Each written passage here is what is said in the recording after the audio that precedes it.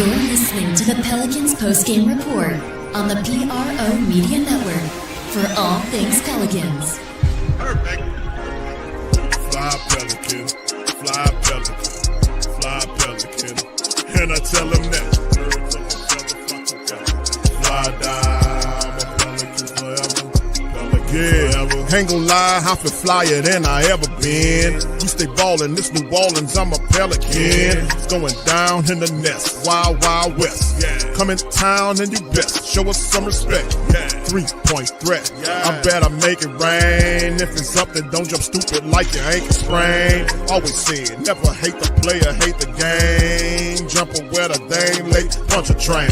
Post game, Big Q, talking about business. Bird gang, YouTube, they ain't flocking with us. Lock up the division mission, get into the finals. Finish competition, then it's going win the title. I know this flyer than you can get. Such a threat that the refs just might call a tag. You could double, you could press, but you can't check. Right, left, slide by you like a Eurostag. Fly Pelican, fly Pelican, fly Pelican. And I tell them that birds of a feather flock together. Fly down, I'm a Pelican forever. Pelican forever. And never, and never, and never, and never, and never, and never say birds of a feather flock together. Yeah, fly down, I'm a Pelican forever. Pelican forever. All right, shout out to the fam for all things Pelicans. You're now tuned into the Pelican post-game report. Much love to the fam. PPR representing the flocking nation. Stand up. Much love to you and Yearns on this Friday episode of the show, man. Much love to the fam. Hope you guys are doing very well out there. Do your boy a service by hitting that like button, hitting the sub button, and also feel free to share the show on social media feed. Much love to the diehard flockers out there. Big ups to everybody. Pelicans, Nola, Jaden, I see you, fam. Appreciate y'all for being in the stream. Much love, man. I see you, Young City 9. Big ups to y'all, man. Appreciate y'all. This stream here, man, we did a PPR flash report earlier today. It was supposed to come out earlier in the week. We just released it today. But it basically kind of gave like a preview. We did a preview before, earlier on, basically about the Pelicans. We kind of revisited it based on what Sean, I think it was Sean Marks, who had basically did the breakdown and was talking from a monetary standpoint as well as other standpoints. But in the end, the key to it is all behind the man on screen and what he can do to help improve this team. So we're going to talk about that. We're going to cover some of the latest news and notes on this episode of PPR.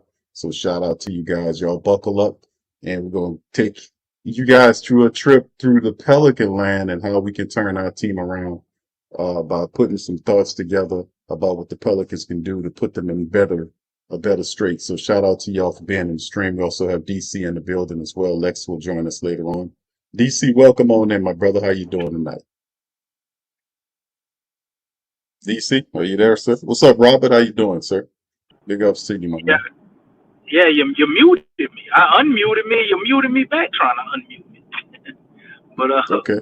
I'm doing good, man. I'm a little tired tonight. Just coming from up off the gym and thinking about the pills. And before we did this, I guess I was looking at it like we are in a new era. Everything we're seeing with the Saints, could that be a turnaround with the Pelicans in a positive direction?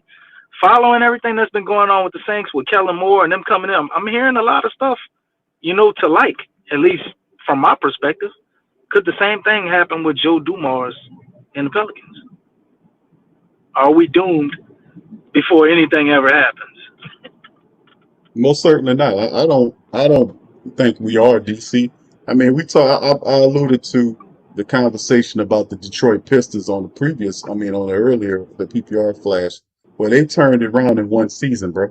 They were one of the worst. They were the worst team in the league, one of the worst teams in the league the prior year, and they flipped it around in 1 year and was able to get the team to the playoffs. So that to me is success. They've been struggling, stumbling, and bumbling. You bring Joe Dumars here, a guy that supposed to have a lot of stuff going for them in terms of of knowledge and winning a championship at a level, being a top 50 player in this NBA.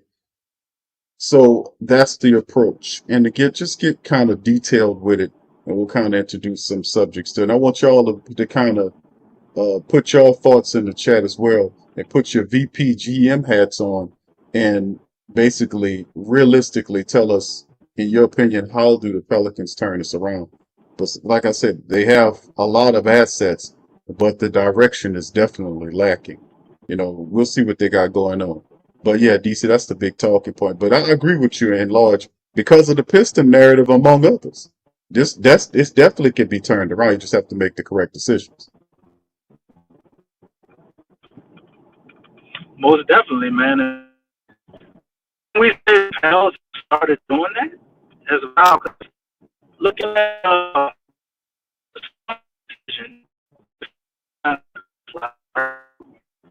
But you're going in and out, DC. It might sound like you're going in and out, my brother.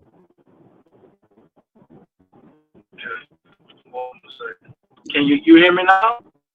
I can hear you now. Go ahead and take it over, man. I'm driving. I'm driving. Your reception spot. I'm driving. Okay. So just take it over. Okay, I got you, brother. Yeah, DC's when he gets closer to where he's going, we'll have him chime in on that. But he was kind of breaking up pretty badly. But anyway, let's move into tonight's broadcast, man. And we'll kind of bounce back and get DC's thoughts on it on PPR tonight. Let's look at. I wanted to share with you guys right here. This is basically this is coming directly from the Pelicans website, right? If you kind of glance over to basketball operations, this is the new people that were added in place of some of the people that are no longer there. You can see Joe Dumars, executive vice president of basketball operations. You see Troy Weaver is the senior vice president of basketball operations and team development. You see he's marked there. He's ahead of Bryson Graham. So it's Joe Dumars and Troy Weaver sits ahead of Bryson Graham. Then you see the senior director of cap and finance. And you see all the rest of the guys there part of the team. And of course, it's just a part of it. Also, Mario Elie. You can see Mario Elie is listed there. Mario Elie was one of the Houston Rocket guards back in the day, and he was a guy that was did some positive things. I remember with Mario Elie. But, this is the thing. They had some changes there, but as we kind of moved on down here to the athletic training side of things, this is where we'll have issues right here, right? In terms of what needs to happen. A lot of the shakeup needs to happen on this side of things right here, the athletic training situation, where a lot of doctors, people have to be brought in to kind of help out and the Pelicans, more out of the Pelicans in terms of health, right? And a lot of these people, it's just, we need more or better people to come in there and kind of shake it up. I like Amy Atmore. We'll talk more about this as we move forward. It's a little bit more organized here, but just wanted to show y'all some of the stuff dealing with the Pelicans in terms of the hierarchy, in terms of looking at the basketball operations side of it, with a lot of movement coming in and out of the team. And that kind of leads us into what I would call is the direction of the Pelicans. And we'll start off, one of our talking points to start off is, what's the keys to success? Keys to success in playoffs for the Pelicans, ultimately leading in the correct direction, right? What do we need as a team to kind of move this thing in the right direction? What do we need? Well, number one, we got to fix the health side of things. We just talked about the health staff. That's a major component the Pelicans have to fix before we even get into even ask any other aspects. The number one thing that's really just stifled the Pelicans' development in terms of them being a consistent playoff team is the fact that the health side of things have been horrendous. And that's not something new. That's basically something that has been going on for the last several years with the Pelicans, dating all the way back to Dale Demps and all these guys. It was just something that when Gail came in, she spent like a $250,000 kind of adding equipment and people, but that's not enough. And that's basically what Aaron, the trainer, one of the top trainers of the time, came over from Phoenix. That's what he told her that he needs. She spent over $200,000 on improving the staff, but that's obviously not going to be enough. We need them to spend more money there. We need them to make some moves and change things around. We need more people in that arena because it has not happened. We need to kind of switch it around. Amy Atmore did some positive stuff, but we need more than that. And I think that's where it stands. And Joe Dumars did talk about doing from afar. He was paying attention. This is what he was saying in the press conference. When we was going over, Joe Dumars was talking about the fact that, hey, man, we at current, I don't know what's going on with that. I'm going to look into that. I only know what I see from the outside looking in. I have to investigate that. I'm going to have to break. That's what he basically was saying. Me personally, I think, man, listen, man, that is the number one thing. If you're going to take off and get this team anywhere, we got to focus on improving the health staff of the New Orleans Pelicans. We have to fix that. That's number one and foremost. Y'all let me know. The next thing to talk about in terms of keys to success in playoffs, as far as Joe Mars do, number two is who leads the team if not Willie Green. Now, I don't mean to rhyme with it, but this is a thing that we need to kind of look up as well. Now, there has not been anything basically saying that Willie Green is they're going to go with Willie Green as the head coach. There's no official release. There's nothing official about anything right now. And you'll eventually, down the line, you'll hear of official moves and questions. They'll come out in press conferences. They'll issue statements. So we'll have more clarity of what Joe Dumars' vision for the team is. But as it stands, it's Willie Green.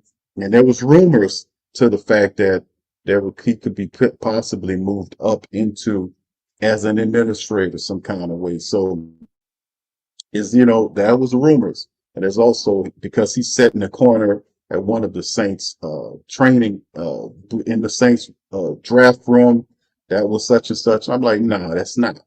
We'll see what happens there, because that's a big point of contention in terms of doing something positive for the team, turning some stuff around. We have to be able to pay attention to that and see how that goes, basically. But I mean, it's just going to be really interesting in terms of how the Pelicans go about making that change and fixing that, man. That's the bottom line.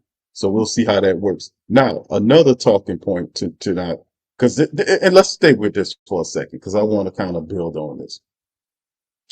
The team we've had with Willie Green, it hasn't been it's been kind of up and down. Last year, a lot of people kind of grew tired of Willie Green, myself included. I kind of got tired and grew very tired of Willie Green.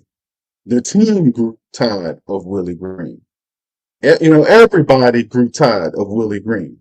So, I mean, he lost the team. He called him soft. And like I said, Willie Green is the softest coach in the NBA. So that's a joke and a half for him to be calling the team soft. If they soft, he was the reason why they became soft, because of his stupid soft rhetoric and his mealy-mouth approach to physicality by calling it force and non-aggressive verbiage helped soften the team to what it was. So if it's soft, it's because of him.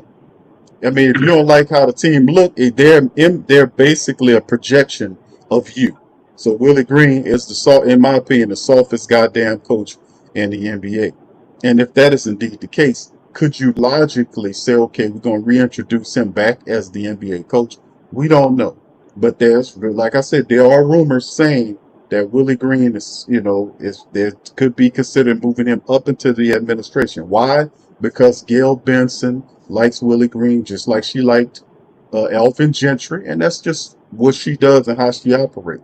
So if Joe Dumars could be very smart about it by simply saying, hey, man, I can't get rid of him like I want to, but let me just elevate him up into and give him a job as an administrator, whatever it may be, just to get him away from being a head coach. That way I can get my head coach. Is that the thought process? We don't know officially. We'll have to wait and see what the call is on that. as well. And then, of course, the third thing is the NBA draft. These are three things. We ain't going to have it too long right there in terms of the talking points. But the NBA draft, right? What is the philosophy of the Pelicans and Joe Dumars, who's the leader, him and Troy Weaver, and the quiet one? What do they do here? Do they take or draft a young asset to help out with Zion, the Zion-centric Pelicans, or do they then take the draft asset, the pick, and trade it for a veteran to come in and help Zion right now? What's the philosophy that the Pelicans used as we're approaching the NBA draft? So you guys, like I said, y'all answer the questions. Those are the top three things that our thoughts on it, because there are more, but these, in my opinion, my estimation, are the top three things that the Pelicans have to deal with if they want to get success. And fam, listen, this ain't coming from some writer. This is based on years of covering the Pelicans on PPR. The Pelican post game report ain't just pop up here overnight. We've been here for over a decade, and we know about this squad. We've been following our squad. This is our real deal points of view on what is really stifling our team from being a perennial playoff team and possibly a team that can really be pushing for something deeper, right? And you can look at it because, fam, the Western Conference playoffs right now are two teams that at one point, right around when the Pelicans started making their moves and they are, to try to build forward, those teams are right there with the Pelicans starting their rebuilds the same time. People laughed at Minnesota when they traded for Gobert, and it helped them catapult them, and they've been in the playoffs, not in the Western Conference Finals right now. Very interesting. OKC started their build and did their thing. Look like they hammering ass, and they're a few games away from going to the NBA Finals. That's very impressive. And you put the fact that you kind of go down what Minnesota's doing. You see a lot of coaches and players and stuff that help them. And to the other side, you see the same thing with the Knicks. All these players, all these different Pelican players all over the place, coaches and all this kind of stuff. But in the end, it is very, and I'm not approaching from a negative standpoint. I'm saying we have to face down the things that are presenting or preventing us from being similar to some of these other teams and having sustained success to be able to be in the playoffs every year with an opportunity to compete and get an NBA championship in the city of New Orleans for the Pelican faithful worldwide. But these are some of the things. Now, DC, I'm a bounce to you, my friend. You sound like you're a little bit more stable in terms of your connection. I got 5 balls now. I got 5 balls. Okay, wonderful. All right, these are on the screen. You can see keys to success in playoffs. Okay. Now, all right. Now, what I want you to do is we're going to start with number one. Give me your thought process on the number one thing, the fixed health. What are your thoughts about fixed health? You know what? I thought about this. Obviously, we want them to get away from Ashna, right? But I'm not sure that's going to happen after they just ink the new deal. Having more massage therapists, physical therapists, people for treatment, things like that, I think that may be something they look to do. But the number one thing I think fixes the health is discipline. The Pelicans are not held accountable for anything. Like how many injuries, I mean, Trey and Herb, and DeJounte, those are freak injuries. Like what you gonna do? But all of these hamstrings and different stuff like that, man, those things are preventable, man.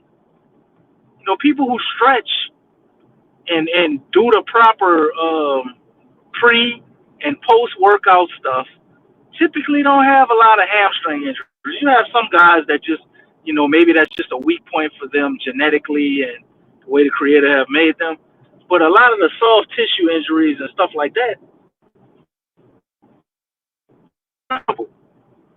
I think that there's no accountability here. Well, I don't think that. I know that there's no accountability. This team isn't being held accountable in practice, and I'm pretty sure the same thing happens when it comes to their treatments, their training, and their workouts. Like, are guys missing workouts? Are guys getting all of those treatments? Because we heard Zion like basically never went to him, and I don't think it's a coincidence that he had a lot of soft tissue injuries, right? A lot of hamstring issues. So I think discipline is something that we heard Joe Dumars talk on, and I think a lot of times that helps injuries, if that makes sense.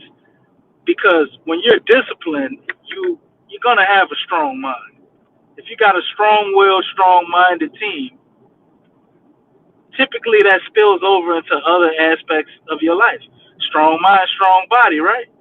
So I think by them focusing on discipline, it will allow them to gain an edge in the injury department and other departments, because discipline is such a simple word, but it really ties into all facets of your life.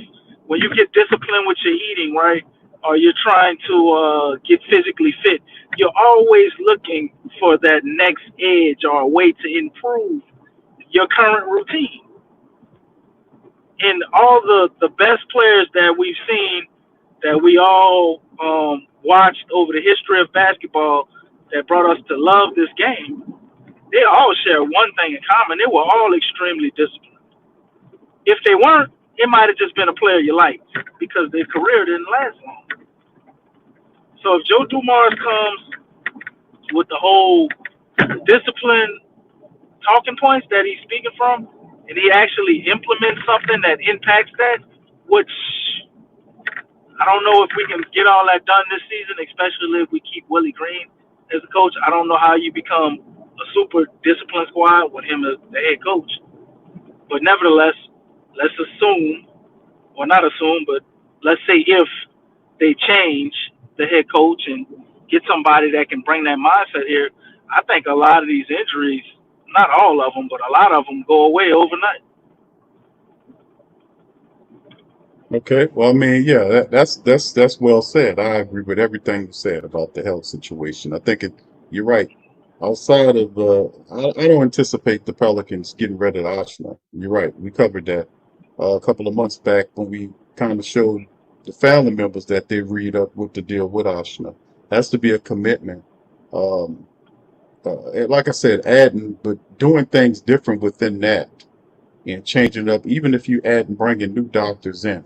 I'm pretty sure that network has some doctors, some high-ranking doctors that you can kind of add to, even if you have to kind of reach and spend a little bit of money or pinpoint whoever you need to bring them in.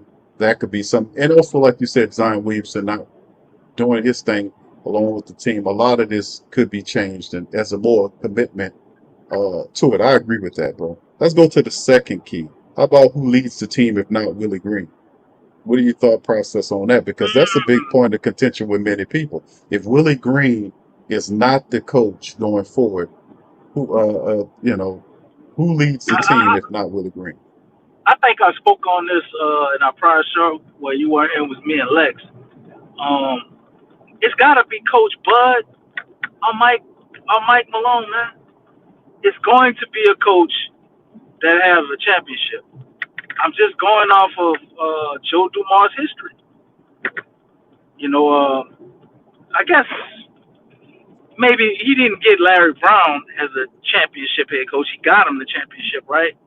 But it's an older guy that's going to be a lot more stable, a lot more sturdy, and that can instill discipline. It's almost to me going to be an older coach this time. I don't think they're going to go with a young guy. And I don't think that they would be wrong for that, especially if they understand their star player. We all knew, since we did any type of looking into of Zion is not your average young, or what do you call him, Generation Z type guy. He has a lot of admiration and respect for the history of the game, and seems like older figures when it comes to coaches. Like his dad coached him, I don't think Zion had a problem with Stan Van Gundy. He loved Coach Krzyzewski with Duke. It seems like the more disciplined coach you hard type coaches or guys that'll shoot it to you straight that are probably not as player friendly or more rigid and rough, that kind of suits him well, you know. And I think that's the route that we're gonna take. And also Joe Dumars, that's kind of the guys that he went for. You know, I know maybe later in his tenure, you can look at that and say, well, not so much. I'm going off Larry Brown and Flip Saunders, you know, two guys that were well seasoned when they were coaches with Detroit. I don't see him firing Willie, who was inexperienced rookie head coach, and going with that same formula. Talking discipline and wanting to build the champion and all this. They got to get some championship experience from somewhere. What better way to do it than with a championship head coach? A coach that's won a championship. Have we ever, as the New Orleans Pelicans, had a coach that won a championship as a coach? We had Byron Scott, who won one as a player. Who do we have won a championship as a coach? I don't think we've ever had anybody. And I think that would be probably one of the main things that he looks at, and obviously maturity in a guy that's been there, done that, seen it, and can be able to handle the Zion situation. And when you put those things into perspective, what better coach than a guy who coached Giannis and another guy who coached the Joker? What better coach could you get that could be prepared to coach Zion? I don't think there is any. Well, DC, we had this discussion, man. We talked about it before, man, and I remember there was in particular you made a comment um, about Joe Dumars and a hire, a coaching hire, or something related to the Pelicans. I don't remember, but it made sense. I was like, yeah, you gotta let the family members know that. Do you remember that comment you made about the last coach that What was was? the comment? Do you remember the comment you made about the last coach that was? Uh, oh my goodness, I forgot it. But you made mention of the fact that you thought that a particular coach would be hired by Willie Green because of the fact that he commentated on he was on TV for the finals or something. Do you remember that? Oh, yeah. I told you, Mike Malone might be the guy, man. Because I think Stan Van Gundy had a segment where he coached. It might have been, I don't know if it was before or after. Okay, hold on, DC. You going in? There was a You going? connection. Okay, say that one more time. Can you hear me? Yeah, you broke up a little bit. I can hear you now.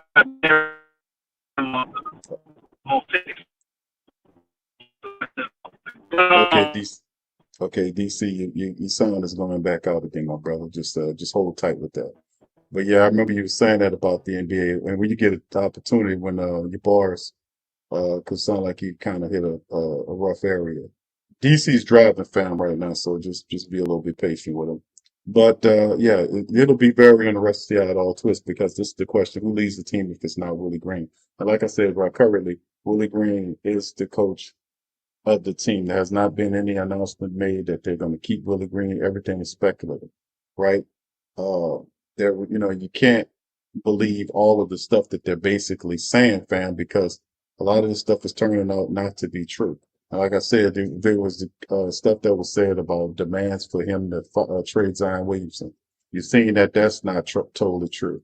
The fact that there's now articles coming out saying the Pelicans will be committed to Zion Williamson. Now, is that 100% fact? We'll see how it all goes. But I don't see Joe Dumars putting Zion Williamson in the street. To keep it all the way funky with you, I don't see him putting Zion in the street with no clear course plan of action. Could possibly, I'm not saying it's a foregone conclusion, might be a small percentage of chance that is true. Me personally, I don't accept it. I don't think it happens. I think Joe Dumars wants to be able to see what he can do with Zion Williamson. Perhaps Zion Williamson, in his mind, was mismanaged. He did have a good he did was in the best shape of his career, but don't it gets to a point where it's getting money time right now. Not saying that if it don't turn around that he can't be on the block, because there were other players who were good players who the team just say, okay, we didn't give enough time, but we're gonna put him in the street. Will that be about something that happens right now? I don't have that sense, but I do feel the fact that Joe Dumars wants an opportunity to see what he can do with Zion Williamson and the team around Zion Williamson. And I think that a lot of that has to be the coaching. You have to get a reputable coach, head coach, who comes in, who has the hardware so that you can't say no to him. They have guys out there. Now, a lot of people kind of looking at Coach Malone, but and looking at him saying this, that, and the third. He's out there. You don't often find guys that do that, fam. I'm just gonna be all the way funky with you.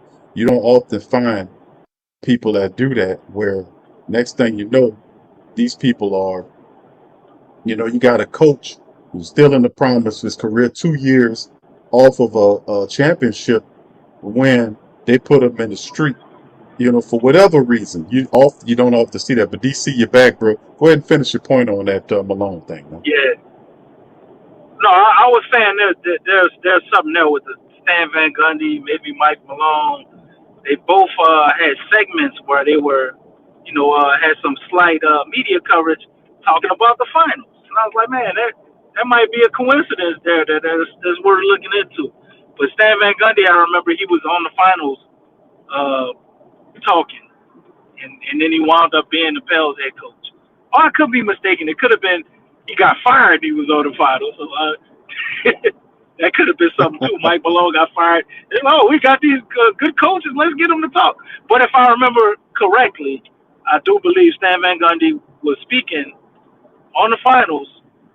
I know he was in the press box before he became a head coach, and then we hired him, man. So if a coincidence, a quinky dink, if it goes that way, then type of good luck. Maybe I'm just looking for something because I want us to hire Mike Malone, man. I think he's probably best suited for the job, in my opinion.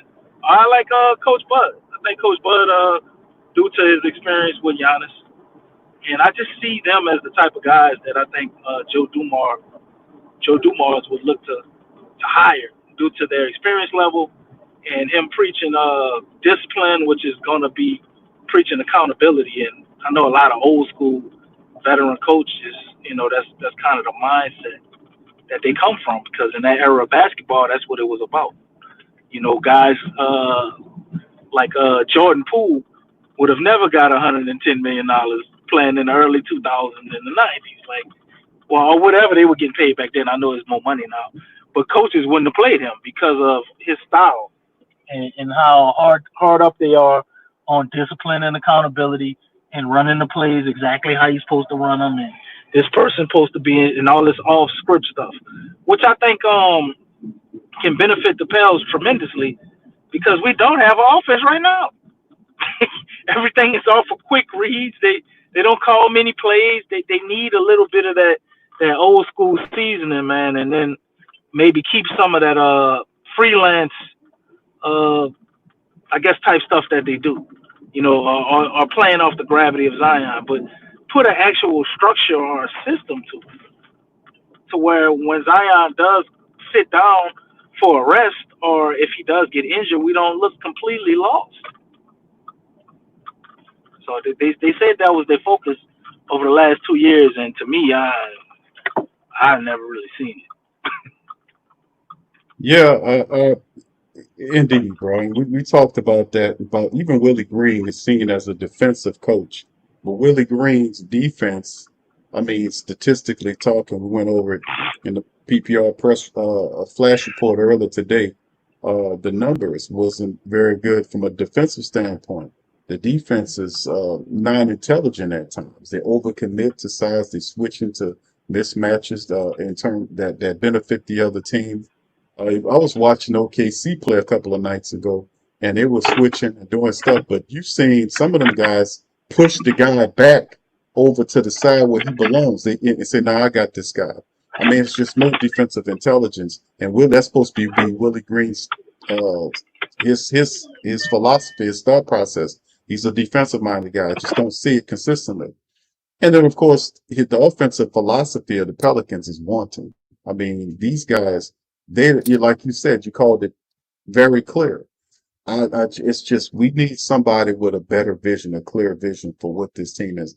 The whole talking point with him is the fact that, in terms of Willie Green, is that he simply, it's just he has not produced what is it?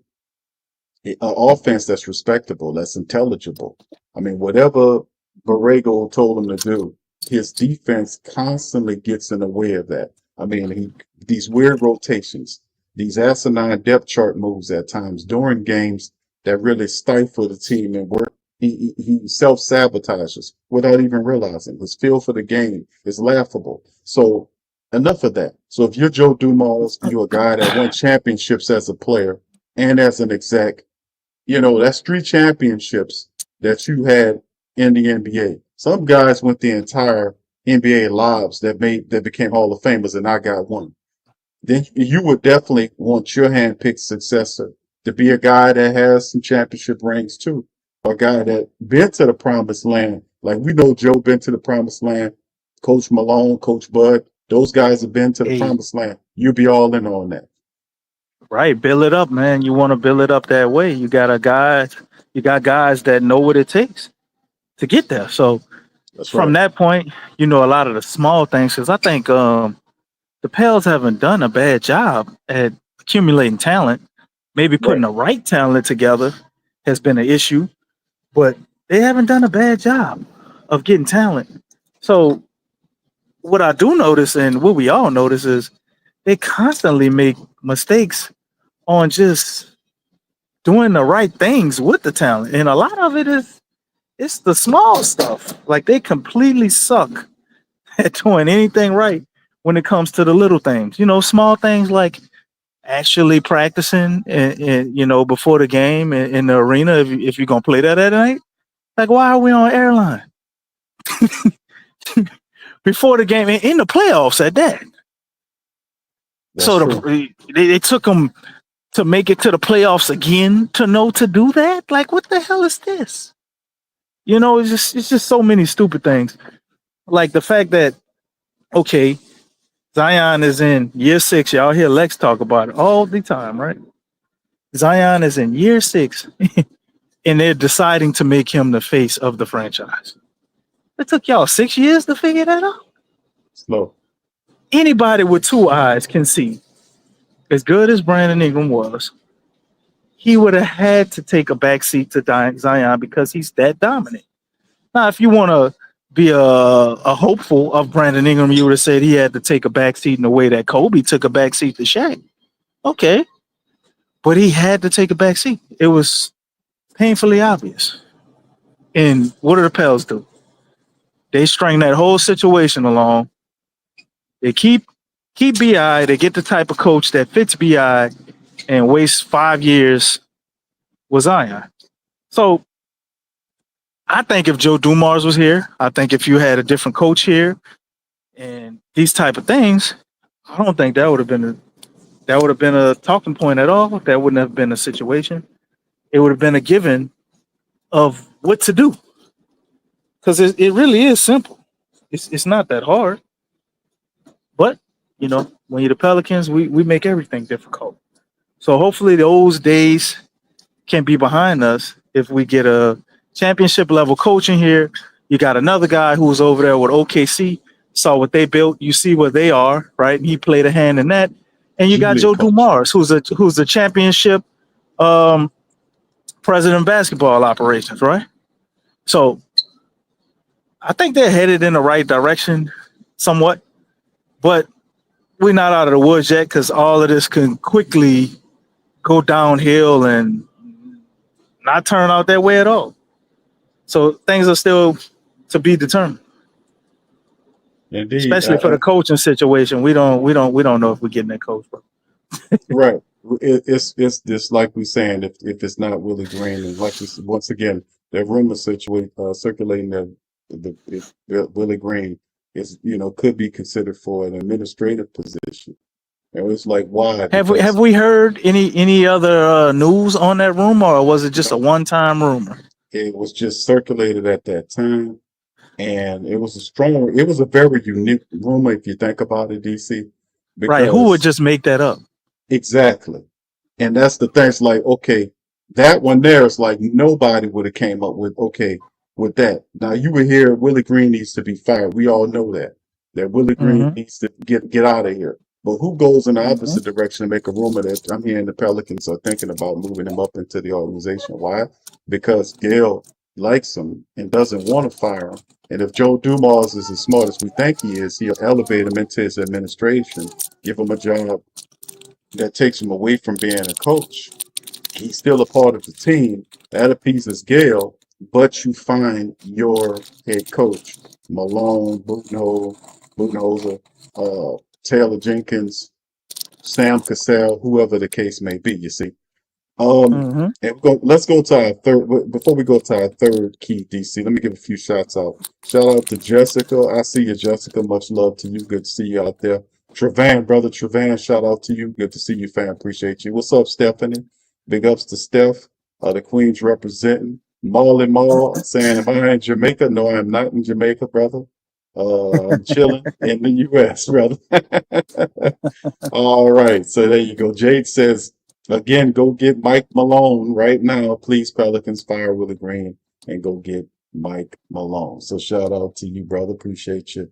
I got a lot of people loving on Coach Malone, man, and I ain't mad at you, brother. All right, DC, y'all do us a service and hit that like button, fam. Also share the show. It also helps stream if you're listening. No matter where you're listening, if it's on YouTube or Twitch or wherever you're listening to, please feel free to hit the like button and share the show's link with other Pelican diehards, man. We're talking Pels tonight. And of course, the third key, DC, NBA draft. What is the Mm-hmm. philosophy? What should be the thought process? What makes more sense from a Joe Dumars standpoint?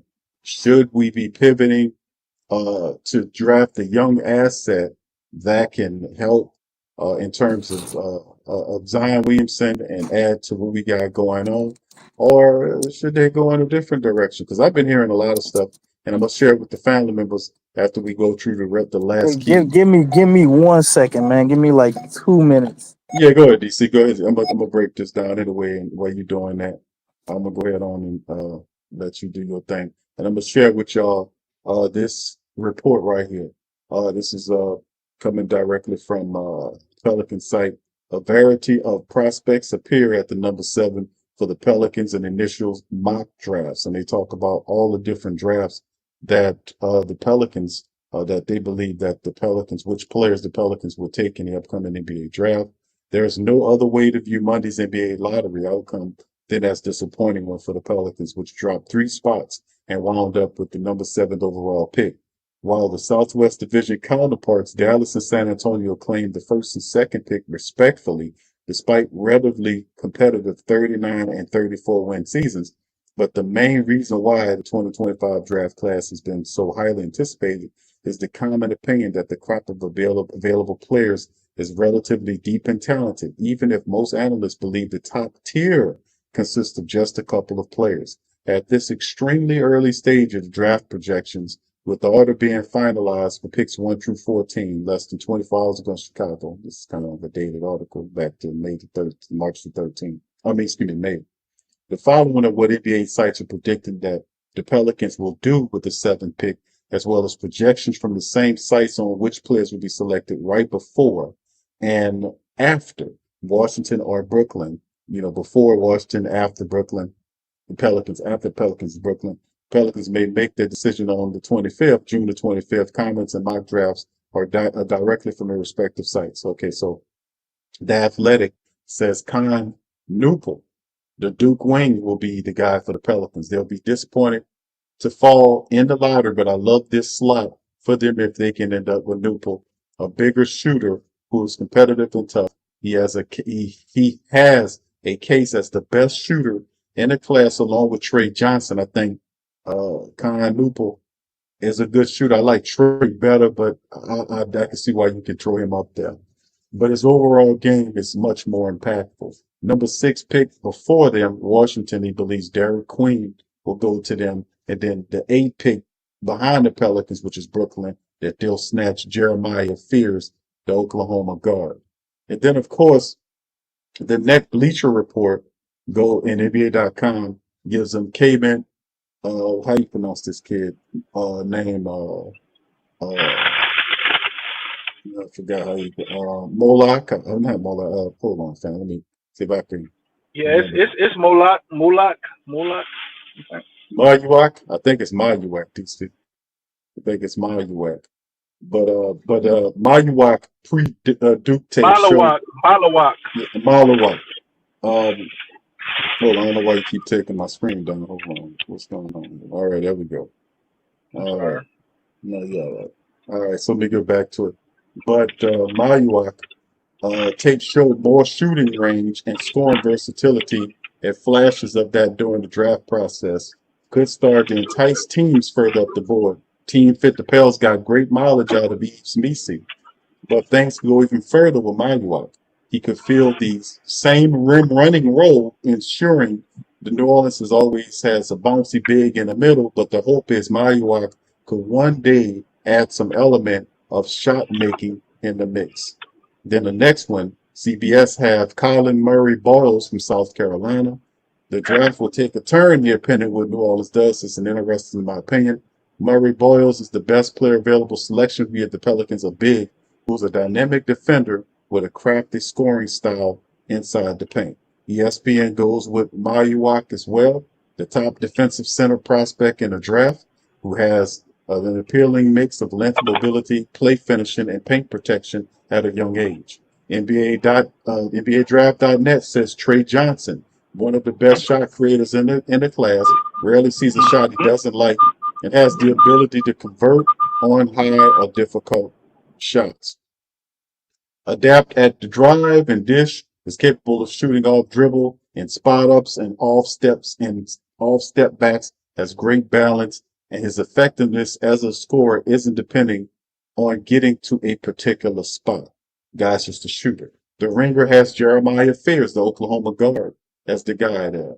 With yo-yo handle and comfort with physicality, Fears refines his way into the paint regularly. The Pelicans have used some young blood in the form of an on-ball catalyst, and while Fears is a bit of a risky wager because of his shooting issues, his downhill ability and playmaking flashes have the highest upgrade at this slot in the lottery, right? SB Nation says Ace Bailey. When Bailey, the forward from Rutgers, the big guy out of Rutgers, when Bailey's hot, he can take over a game as a scorer, pure jumper. Few players can effectively contest. He also has a skilled mid-range scorer, made 46% of his non-rim two-pointers, with 73% of those looks being self-created.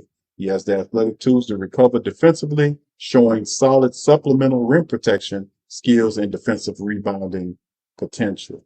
Then they got Kasparis Jack Jeffersonis. I know the man name. I just be butchering the hell out of these people now.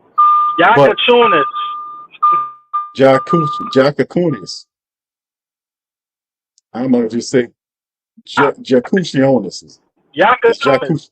Jakushionis. Yakachunas. It's Jakushionis No, or man, Jakachunas? Yakachunas.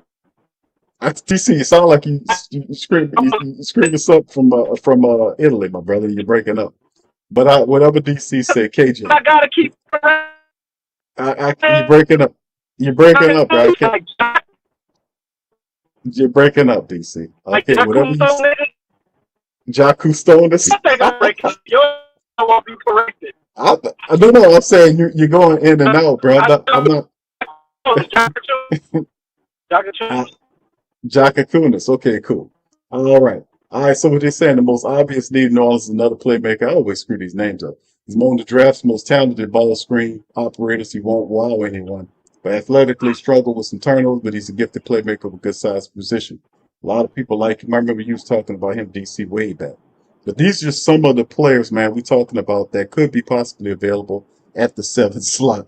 So anyway, get back to the third and final point, or the bullet point. NBA draft, young asset or trade for an older veteran to pair with Zion Williamson to expedite the Pelicans' chances of getting to the playoffs. What's the thought process here? I'm not sure if they're savvy enough to be able to pull off a trade with just a 7 pick and get a veteran that will impact the team tremendously. Like, who will we get? What are we gonna try to call San Antonio and get involved in the Giannis trade? And try to get something out of that. You gonna call Philly and who'd you call with the 7? We obviously need backcourt help, right? I think getting starting center, but it would almost be like getting somebody really worth having to try to get a starting center. And a lot of I guess free agents are low grade centers you could sign that's gonna give you a higher upside than Yves Missi. So he really would be swinging for the fences for somebody. I think we're all right with wings unless we're gonna trade her. You still got Brandon Boston who can kind of play shooting guard, a little small forward for you if need be. They had him playing point guard, so he does a lot of different things. But I just don't see it, man. Who are they gonna swing for? Are we gonna try to get Devin Booker? Is a 7 pick and some other picks we have enough to do that? Who's out there? Who can we get? Will we revisit the Trae Young thing? I'm hearing whispers that he may still be on the move, or they may still be considering getting rid of him. I just see him drafting somebody with the 7th pick. And if I had to bet money today, right now, I think everything we hear about Malawak may be true. The only thing I heard Joe Dumars say in reference to any type of draft or anything, he was talking about double big lineups. So it wouldn't shock me at all if they drafted Malawak. Missi is not Joe Dumars' guy. I like him, but I think Missi still need a lot of work. Maybe that's why we saw Zion in a picture with Akeem Olajuwon. Maybe Akeem Olajuwon is working with Missi. Maybe working with both of them. We don't really know. So I like I actually like Jamar Fears, but I don't think that'll work for us.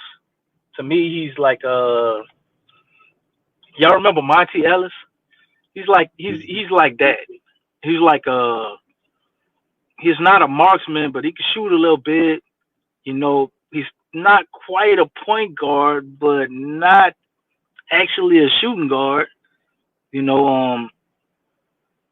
a unique player. He's tremendously gifted athletically, but enough about him because I don't think we'll draft him. I could see him drafting Yakachunas. He's a guy that can play point guard for you, backup point guard, probably could start if need be. You don't know what he's going to grow into. He could shoot the hell out of the ball. He can play make. Obviously, Khan can nipple. I know. But with the way his stuff is, man, you don't know what these guys are gonna get taken. We picking 7th. You got 6 guys. Some of those names are definitely probably gonna get picked, but there's gonna be some that don't. Trae, I think, will be gone. I would be happy if they got Trae. That definitely will work, and you could look to move on from CJ McCollum. And hopefully he could be that type of player, but better for you. So it's a lot of things I think they can do. I know Philly, a lot of people think Philly are going to trade the 3rd pick with the Pels be trying to move up.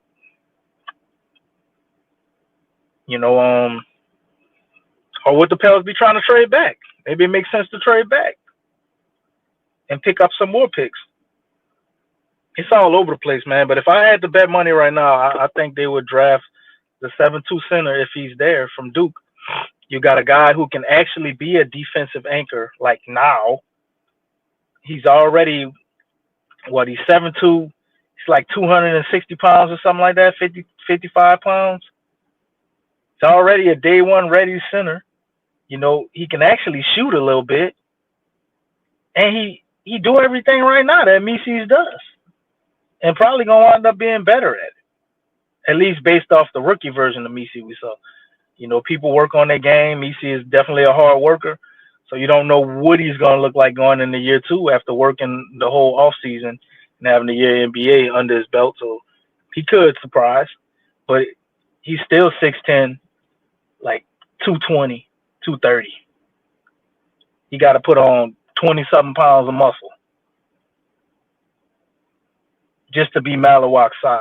So I definitely can see them doing that and trying to run a double big lineup, which obviously Misi would be coming off the bench with whatever other big you have out there. You can probably put Kelly Olynyk out there, and you got Trey, and they just roll CJ out there as point guard again, even though we know that shit don't work. Maybe Joe don't know that. But right now, I have no idea. Ace Bailey is the one guy that I see them not touching. Ace Bailey was supposed to be 6'10", right? Well, they measured him, during the draft, and to everybody's shock, he's actually 6'7". So, right. So the hype on him was always his potential and what he could become, and he's 6'10" shooting like this, and this guy can do, but he ain't even 6'10", so he's not even taller than Trey Murphy. That's right. He ain't even the same size as Trey Murphy. It says 6'7.5", DC. I think his stock is gonna fall. He might still be a top 10 pick, but I don't see Philly taking him with the 3rd pick. And then I think some of these people I'm mentioning, that kind of messes up everything for the draft order. Somebody gonna take a swing at him because I think the brother still can be talented if he go to the right situation and they develop him properly. Because basketball smarts ain't, that ain't in his vocabulary right now. Like his basketball IQ is not where it should be for a player with the talent level and what he could become. He got to be a lot smarter basketball wise. But I don't see the Pels being that place for him. The 2 Duke guys make the most sense, and then you already got a Dookie and Zion, who I'm sure probably could pull some strings if need be, and get a little extra information on them guys, because he still is connected to his fraternity, right? So, or his brotherhood, whatever they call it, right? Sorority. No, not sorority, alumni. And Con Knipple, I mean, shit, he probably the best. Him and Trey are the best shooters in the draft. Yeah. I'm missing somebody else? No, you got him right there. Yakachunas is a pretty damn good shooter too, but they consider Khan more impactful in what he can do in terms of more impactful than who? Than Trey Johnson. In terms of you know what, man, his feel for the game and playmaking and getting guys involved. I don't think that's fair. And the reason I don't think it's fair is because look what goddamn team he was on. You playing with the #1 draft pick and another guy who's gonna go in the top 10, along with you possibly going in the top 10. He definitely going in the top 10. Of course, he gonna look more impactful, right? If you take Knipple and you put him on Texas, does he look the same way that Trey does? I don't know. I hear what people saying, and I know my man Stacy probably floating around somewhere up in here. I am not sold on his defense either. I mean, you got a 7'2" guy there, and you playing with Cooper Flag. Like, of course your defense gonna look like it's solid or good. I'm not sold on him defensively. Not saying he's a horrible defender. I'm just looking at the speed of the game going up, the athleticism going up, and I'm not sure he give you a lot there. But he a shooter for sure. That ain't changing. No, and he definitely he do got a feel for the game, and I think the brother not a ball, but I don't know how going to the next level will impact him with he's not very athletic at all to me. Mm-hmm. I would take Trey over him, me personally. I don't know how people feel about that, but I actually like Trey more than Knipple. And if teams are actually as smart as I think they are, Trey ain't gonna be available for us to pick at 7 anyway. No, I think there's somebody gonna reach at Trey and get him before he gets anywhere close to where we at 7. I think he'll be gone within the top 5, DC. They I putting him mean, I like think. a 6 man guy. I see him as more than that. I guess they just saying because like he don't have a lot of playmaking ability. He don't rebound a whole Right. lot. No, Like he's just a stuff like shooter, that. So MC. I get it. Yeah, just him as a He shooter. a little Catch more and than the shoot. shooter. I mean, he a scorer to me. Perimeter Like he. shooter, catch and shoot, threat, pull up threat. I've seen him play a little defense too, but that's how they see him, bro. Look at the comparisons. No, Michael no, no. I Redd, mean, AJ Allen Mayo, Allen Houston. Houston. Allen Houston, I thought was a nice one. But Allen Houston, he was a shooter. But Allen Houston was more than just a shooter. Like you could give him the ball in the ISO and he get you a bucket. You know what I'm saying? It ain't like the man can't create separation. Is kind of what I'm getting at. But his playmaking ability, all of that's to be determined. And some of these things, it's like what was the coach asking of him? With some of these guys, we don't really always know the backstory. Maybe all we saw scoring from him is because they wanted him to put all his energy into scoring. You just don't know sometimes, man. But I like his game. I think Trey is awesome. I think he has the ability to possibly be one of the guys out of this draft that can turn into an all-star. Indeed, bro. We're gonna see DC. The draft is fastly approaching. The Pelicans will have to make a decision on what they're going to do in terms of philosophy going forward. These are the type bullet points and keys to success that we talked about tonight on PPR. Fix health, fix health of the team, health staff, recommitment to getting players healthy, players getting involved, the stretching. You make a good point about it's just the intelligence, overall intelligence of Willie Green's staff, and certainly it's him at the head. When they made the adjustment to go and practice in the arena prior to the game, and then they won, and then they didn't do it again. So it was maybe once after that, but it wasn't like you've seen positive results, and it just went away from it. So it's just like, what are you doing, bro? Why are you what's happening here? If you're going to practice in your own building, in your arena, and you got it like that, they're the number one tenant holders in the building anyway. You might as well go there and get used to playing there, practicing there. More on the regular. I thought that was a good stratagem. They just didn't keep it, and that's just like one of the things that Willie Green did. He rarely stayed consistent with anything except for pulling Zion Williamson out of the game. And I don't even think that was him. That was the tablet he was having. He was basically telling him it's time to pull him on up out of it. That's the only really consistent thing that I've seen from Willie Green outside of the inconsistencies itself. He was consistently inconsistent. I mean, that's pretty much what it is. But the fix health, and then the second bullet was who leads team if not Willie Green. We talked about the rumors of Willie Green going up, possibly being an administrator. Joe Dumars thinking about moving him up to the team. It will be a very intelligent way of dealing with keeping Willie Green, moving around, getting a coach that you want, whether it's a Mike Malone or it's Taylor Jenkins, Coach Bud or Sam Cassell, or whatever. It would be a good way of still getting the coach that you want and still appeasing Gail by keeping Willie Green on the team in the capacity where he does not directly have anything to do with coaching the team. So I think that's a rumor that was swirling. That was a very unique rumor, like we talked about here. And then the third thing, NBA draft, young asset, or trade for a vet. Some of these questions y'all can feel free once the show ends, y'all can hit the chat up and put it in the chat with the bullet points of how you guys would address that in terms of how how you feel about what will happen there. So with that being said, man, we're going to kind of move into the next area of the show, because that's going to be interesting, man. But like I said, we did the breakdown of the Pelicans early on, and of course, we've been looking at a few of the news and notes. We heard about Eve Smeesey, what happened with him in terms of his act. But this is another room I'm gonna share with the family members involved. And if it's not Zion Williamson, it's gonna be somebody else. And now this is coming from MSN News that they're talking about uh, potential trade rumors. All defensive star pinpointed as valuable trade target. And this is by a writer from MSN News and Sports. The Post reports rumors that all defensive star pinpointed as valuable as a trade target appeared on Clutch Points. With the season over, the Pelicans rumors are the club could make some trades this offseason. Joe Dumars running the show now. Buzz is growing that all defensive star Herb Jones could be a valuable trade target in the market.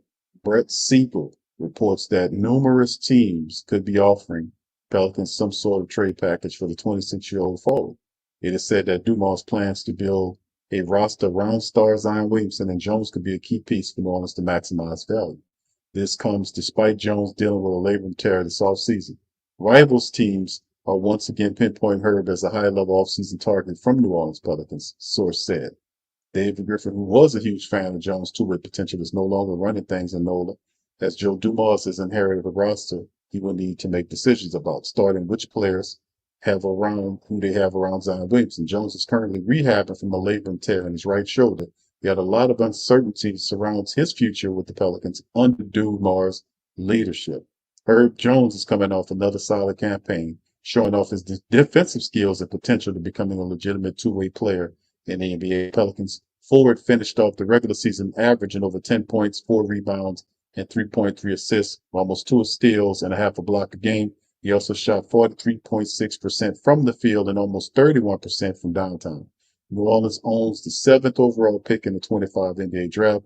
He gives the team an opportunity to add an exciting prospect to the roster for next season, considering the Pelicans finished the 24-25 regular season campaign with a 21-61 record. It's possible that the front office makes dramatic moves to the roster to build for the future. It's likely while Jones' name continues to swirl in the rumor mill. Nothing is for certain just yet, but the NBA's draft kicking off on June the 25th. The Pelicans certainly could make big moves in the coming weeks.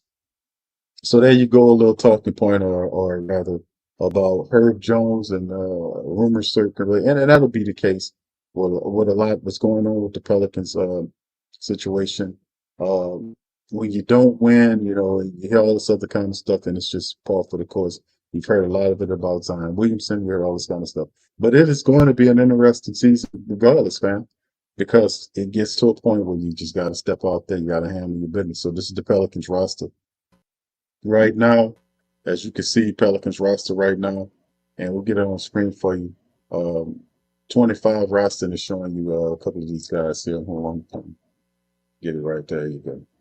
And as you can see, it shows DeJounte Murray. It even shows some of the money right there with some of these guys. DeJounte Murray, 31.5 plus million. The point guard position, you can see CJ McCollum with just under 31 million. Herb Jones at 13.9. Zion's 39.4. East 3.3. That's the 5 right there. And not potentially, but we know what they're trying to do. Jose Alvarado off the bench, 4.5.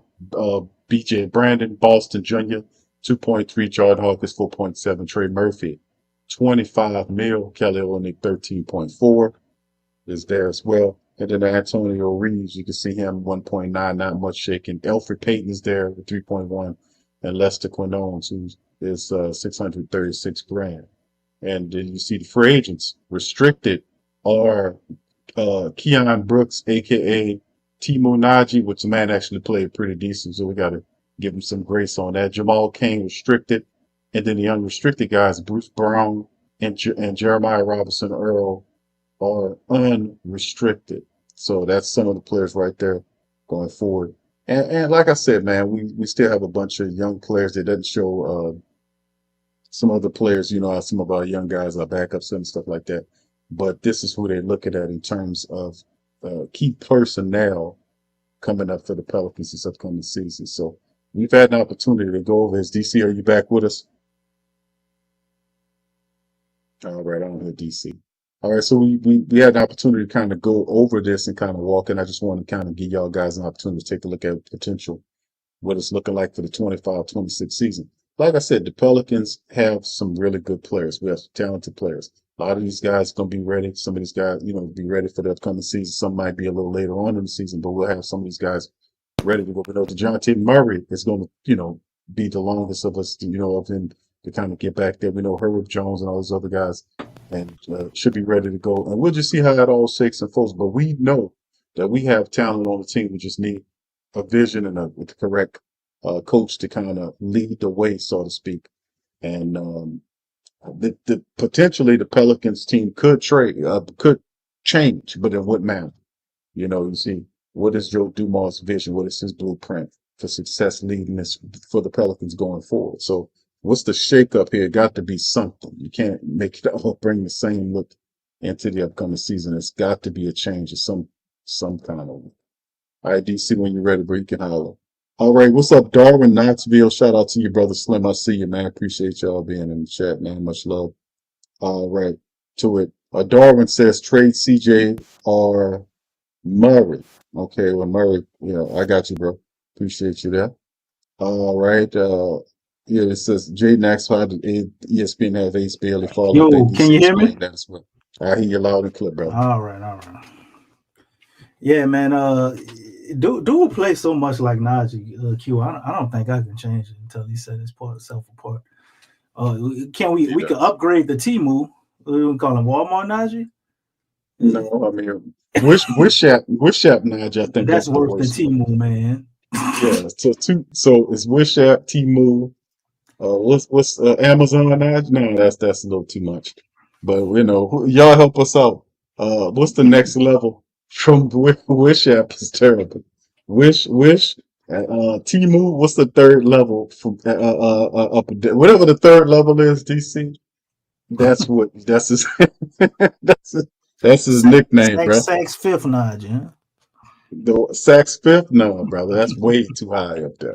That's way too high up there, brother. Yeah, that's a big jump from Temu, DC. Come on. What's that? Alibaba. Man, all that's worse than Temu, man. Alibaba is worse than Temu, bro. Yeah. Yeah, I don't know, bro. We'll see, man. Yeah, we'll see. But comment on the depth chart, bro, before we close. Well, obviously, we need 3 people at minimum. We got 15 spots you got to fill, and then you got your two-way guys, right? I think that's right? Is it 16 or 15? I don't remember. But you got I guess they bringing Keon Brooks back, so call the man by his name. I don't know why John Kane is there. I don't know about Robinson Earl, man. I think that depends on if Willie is the coach. If Willie the coach, you know JRE coming back, which I don't think JRE is horrible. It's just a lot of Willie's faith he had in him.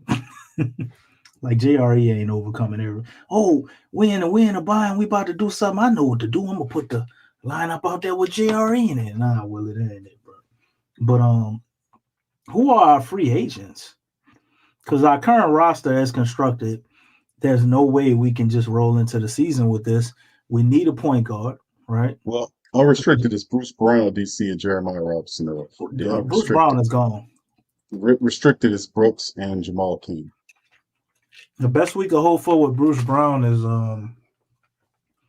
getting him in a signing train and signing a trade, some type of signing trade to help us. That's exactly right. That's exactly right. That's the best we could hope for with him. But right. I don't see any reason why John McCain would be back. Jamal King, John McCain, Joe McCain, whatever. It don't matter. John McCain is a dead politician from Arizona, brother. Exactly. I know that's what I meant. That dude trash, man. It's over. We had so many hopes for Jamal King, brother. You were speaking highly of him at the start of the year. Yeah, because I saw what he was capable of and athletically what he had, but man, the way he cooked with it, he just be burning shit up. Not in a good way. So I don't see any reason for them to bring him back. And like I was saying, DeJounte is going to be injured. Herb might still be injured at the start of the season, as well as Trey. So it's like, man, it's almost like the Pels need to go ahead and pull off a trade for a significant player, man, almost a co-star for Zion at this point, because you can't ask CJ to carry that even if you want to keep him for one more year. CJ is not a number 2 guy. We all know that. He could give you some games where he looks like a number 1 for a game or 2. And he'll give you some games where he look like a number 2 for maybe 10, 20 games, But his position, he should really be that number 3 guy. And I don't think we would hate CJ as much if we had a point guard and he was a number 3 guy. Might have to actually like CJ. Yeah, I don't think you're ever gonna like that $30 million we paying him, but as a player, I think he'd be very effective in that role with an actual point guard, them running a better offensive system where you allow players to capitalize better off the gravity of Zion. I think CJ could be awesome. Yves, is he really going to be our starting center again? I mean, if you put Malaga, but if you throw in Malaga, if you think the team is doing this thing for Malaga, and you're basically camping, because I asked you about like, okay, if it's Eves was the pick last year, I can understand you having 2 centers, but if you like you saying the Pelicans are facing a situation where some of these guys are simply not going to be there. So how does that fit in your draft plans, knowing that DeJounte Murray's not going to be there? That's why a lot of people are going with Jeremiah Fears as the guy. You know, looking at DeJounte Murray, you're not going to get him back until later than everybody else. Trey Murphy, Herb, they'll make it back, you know. But, you know, DeJounte Murray, that definitely has to fold into your philosophy going into the offseason and then definitely into the draft.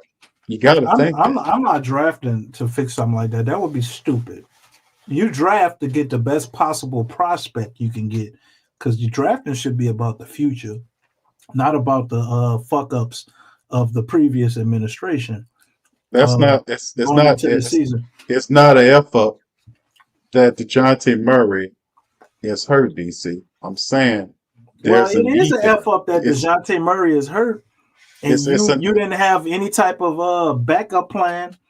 For a backup point guard. We never really had a backup point guard. But that's we needed one for like 5 years. But that's the old administration as going forward, looking at, okay, we got this guy. This guy's not going to be available till later on in the season. We're talking about probably way later.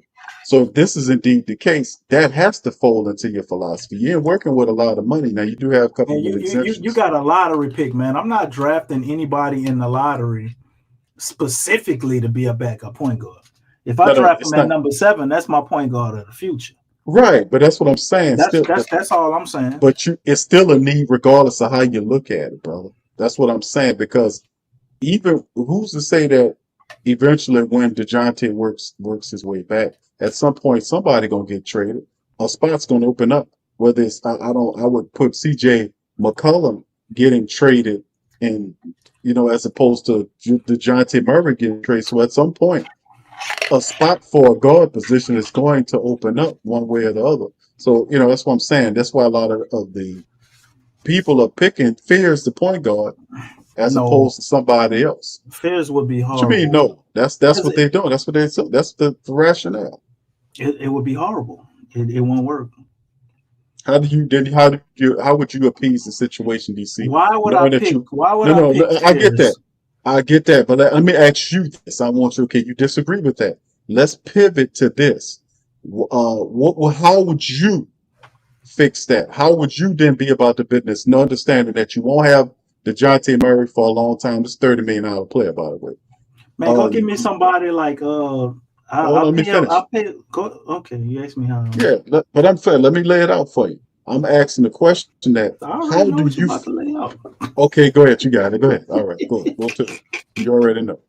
What's up, Strider? I'm going, and I'm gonna go pay a little bit of an overpay or see some money. I'm gonna get a competent point guard that's a vet. Like, I would entertain the idea of bringing Chris Paul back under a reasonable contract. If I can't get him, give me somebody like what's my man we wanted? Malcolm Brogdon. I'll go see what he doing. That's incredibly expensive, but they're expensive, DC. Those guys don't work for cheap. You can get them guys $10 million. Bro. Oh man, come on, bro. Chris Paul ain't. Come on, Chris Paul ain't gonna work for $10 million. 10 to 8. What are you working for right now? I know it ain't no $10 million. $10 million. Don't tell your ass no. What team is he on? What is what he was to? He San was Antonio. Go with the look. Spurs. He ain't getting that much. Okay, let me look him up, brother. $10 million for a vet ain't that ain't really a lot. But he gave them that because that's them. It might be different. Yeah, he had 10.4. So you think the Pelicans the same? Nobody ain't paying him over that. But why would you go? So you're not a full-time starter for the whole year. That ain't what Chris Paul is anymore. So the way you fix. I wasn't finished though. Okay, go ahead. Yeah, okay, go ahead. Okay. So I'm gonna get a Chris Paul right now. If there's a guy in the draft that I really like at point guard, it even makes more sense because I can help him to groom him. Like I thought this was a good idea, even if we were able to get Dylan Harper. I thought we still should sign Chris Paul. And you get somebody to look what he did with Shea. Chris Paul helped Shea a lot. Look what he did with our guy over there in San Antonio last year. What's his name? Castle. Them dudes, I don't think it's a coincidence that a lot of guys that played behind Chris Paul for his point guard position were pretty solid or good. Yeah, SGA. And the SGA was with Chris Paul twice. He was with him with the Clippers and with the Thunder. So you can't look at that dude and tell me Chris Paul didn't have an impact on his game. Bledsoe.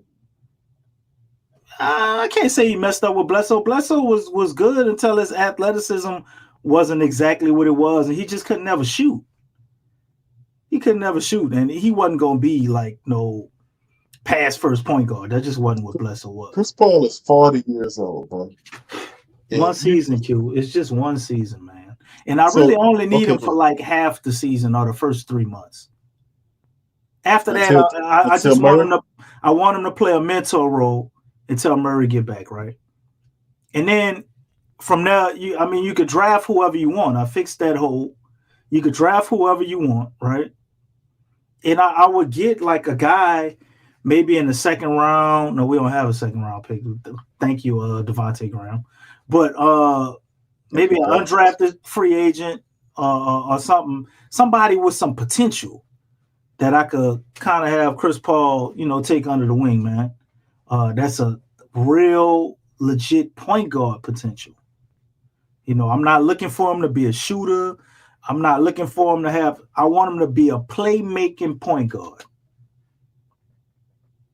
I know the league kind of get away from that, but I think that's what the game missing.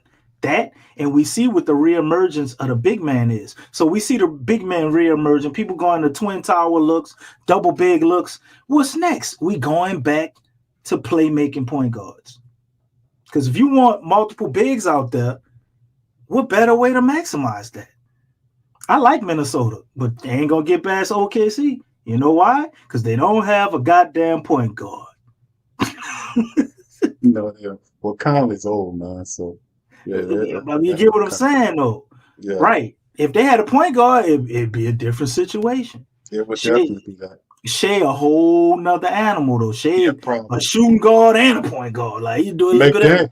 But McDaniel had him that first half of the game until his foul started accruing. Well, you know how that go, man. And he had him on shutdown right now with them fouls. He the new James Harden right now. He the James Harden, exactly. I don't know how long his run gonna last, but he got that on lock right now, bro. Right. I wouldn't hold my breath thinking you're gonna beat them at the free throw line.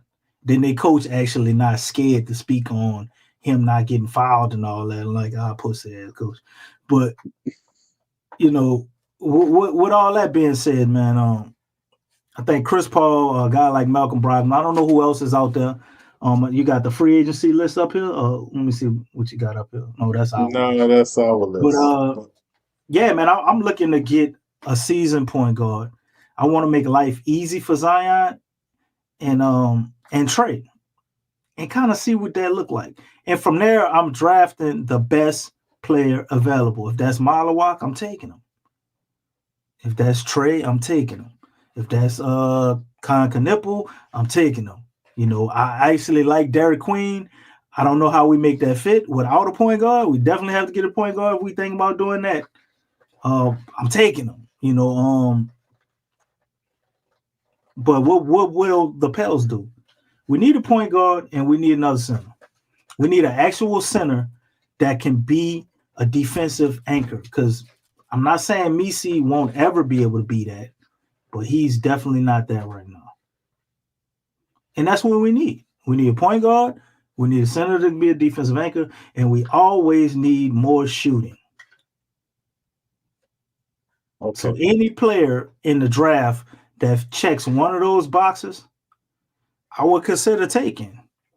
And even if we take a point guard as a rookie, I think you still need a veteran point guard. Somebody you can tell DeJounte gets back, or maybe you hoping Alfred Payton can be that. You know, I wouldn't hold my breath on him being that for 4 months, 3 months. I think he'd give you a nice little spot for like maybe 15 to 10 games or so. And then you're going to be, kind of looking for something else. Although I like Alfred Payton. But, I mean, he can't shoot at all. No, and his defense is okay at best, But he a hell of a passer. Yeah, and I want him on the team.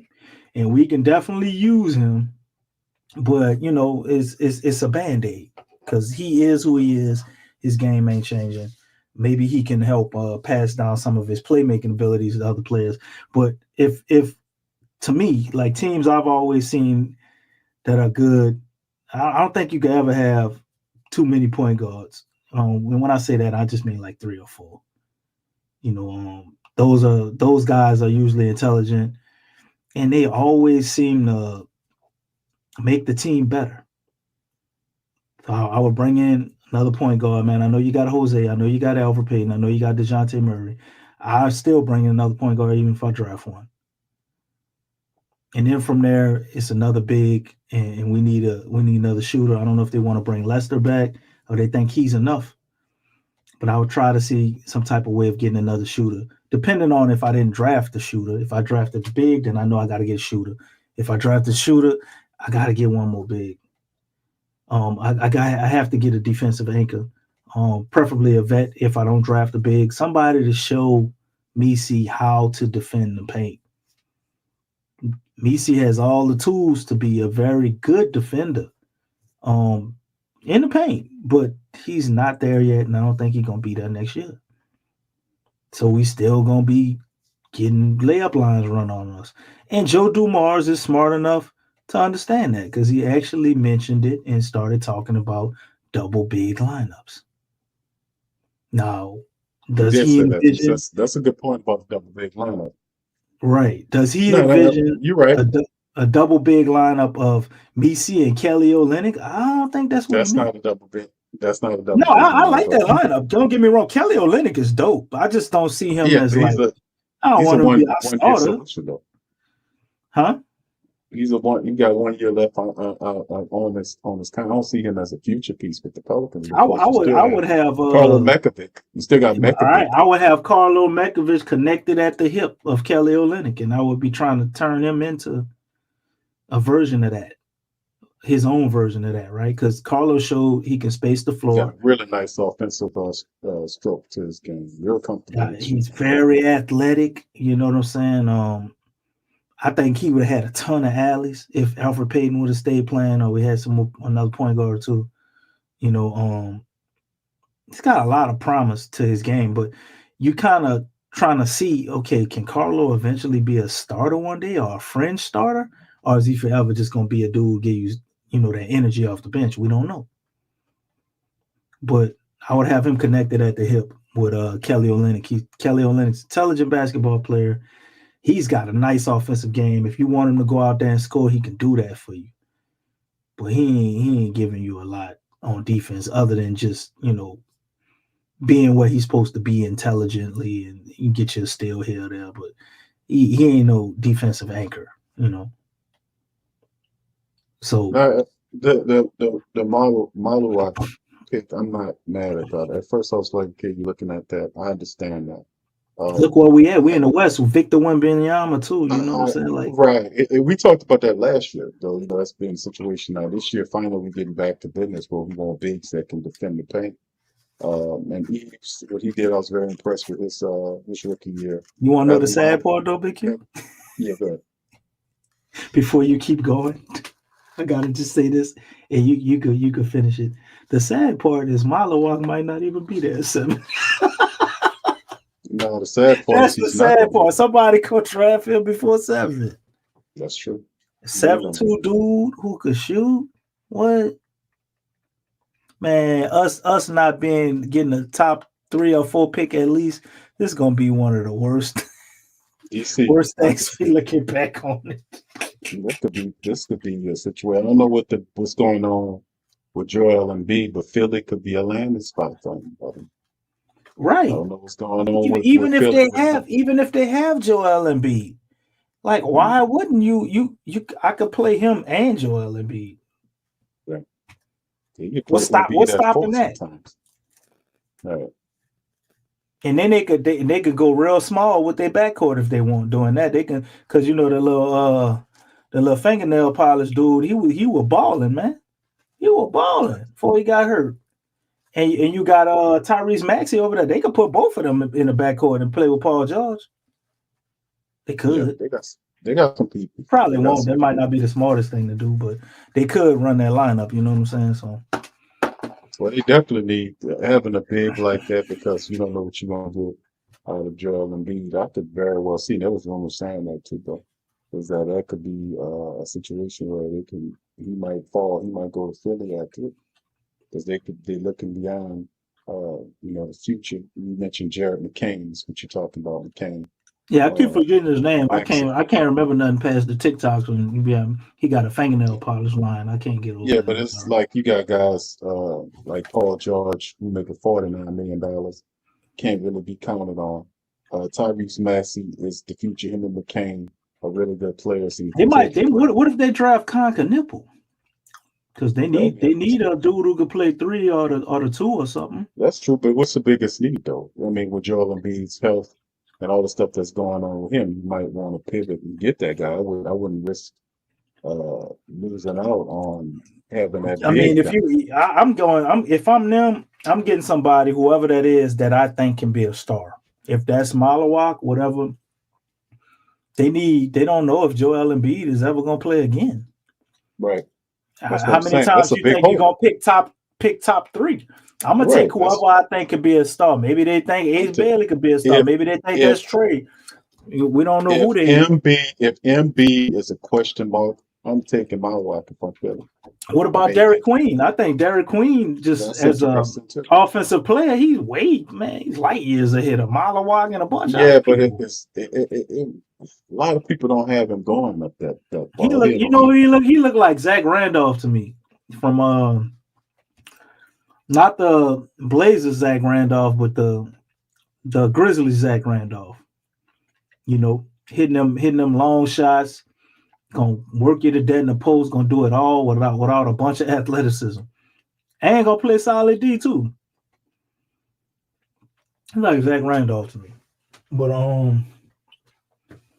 is that what Philly's saying? I don't know. I mean, we gonna see DC because you got a point. I don't think the kid's gonna be there at that spot. That's the whole point. And what is San Antonio gonna do though? That's the $1 million question. What else? They got De'Aaron Fox. They got Stephon Castle, and you take Dylan Harper. How that work? You gotta move around, brother. They ain't gonna pass on them. I could see Fox and Harper working. So what, they gonna trade Stephon Castle? You gonna try to trade Fox and keep Stephon Castle and Dylan Harper? That would be the smart move. But who taking De'Aaron Fox? Who wants De'Aaron Fox? Where does De'Aaron Fox want to go? If we get involved in a trade with Milwaukee, is De'Aaron Fox the dude that's going to Milwaukee? Like I don't know, man. I don't know. I don't know. That's up to them to decide. We see some of the mocks have that we see going. I got one on the screen right here, which is kind of showing you that they're gonna have to find a way to look. A lot of people said that Harper going to easily end up with San Antonio. So it's VJ Edgecombe too. What if Philly could draft him? They could see him as People be comparing him to Dwayne Wade and stuff. I don't see it. I mean, he's I don't see athletic, that. but I don't see I D don't see Wade. Dwayne Wade. No, I don't see Dwayne Wade. I like What's his comp? I like What's his comps right now? Comps is That's Chris why they're Dunn, saying D Wade because of the Darren White, Kentavious White. Caldwell Pope, Victor Oladipo, Eddie Katavious Jones. Caldwell Pope. I don't see that. They got Eddie Jones on there. That's not a bad comp, Q. Except Eddie Jones is a lot more. Eddie Jones is way more polished, though, man. He had way more in his bag. Right, grown man game with Eddie Jones, man. Yeah, but Eddie Jones was a high flyer at one time. Yeah, but that's the Edgecombe got game, but I don't see Eddie Jones was actually underrated, man. Eddie Jones was really good.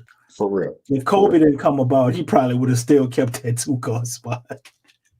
Eddie Jones was really good, bro. Yeah, Kobe changed Eddie Jones' life, no doubt about it, man. Yeah, that was big. Came in LA, then he got shifted out to what was it, Hornets, you know. Was it Memphis? It was the Hornets? Yeah, Hornets. I think it was the Hornets. But anyway, we got the link in the chat for the family members. We won't be doing an extremely long calling section. But if you want to chime in with thoughts on the Pelicans tonight, now's the time. We'll be doing it for about an hour before we shut it down, man. But we just want to talk at you guys about Pelican talk. Please do us a service, hit the like button. By all means, feel free to share the show on your social media feed. PPR in the building, representing the flocking nation. Stand up in the thing. Y'all do us a favor, hit that like button, man. We're going to bring a few of you guys in. If you want to talk Pels, the link is in the chat. The link is in the chat. Hit the link and come on in and let's talk some Pelicans. Like I said, we'll be done for about an hour. So if you want to get in now while the getting is good. Because in about an hour we're going to be gone. And that'll be the end of it. But, we got Jaden. We got my man Jaden in the building. Jaden gonna bring Jaden in. Jaden, how you doing, sir? Much love, brother. How you feeling tonight? How y'all boys doing tonight? I'm doing pretty good. Good, brother. Good. All right, bro. Jaden, we done to talk to Pelicans, my brother. What do you think about some of the talking points, man, or the bullet points we put out before the Pelicans? We were talking about unveiling Joe Dumars' blueprint for success. We covered some stuff. What do you think? That give me 3 things in your assessment of what the Pelicans need to do to get success here, and then maybe we can have a Pistons turnaround. With all this linkage between New Orleans and Detroit, perhaps we could have a turnaround similar. How do you think we get there? I don't know about that one, bit too. Okay. Well, how do we get there, Jay? 3 things, my brother. Just see real quick. Trying to think the one real quick. Damn, my man said he's trying to think of one. Nah, not DC.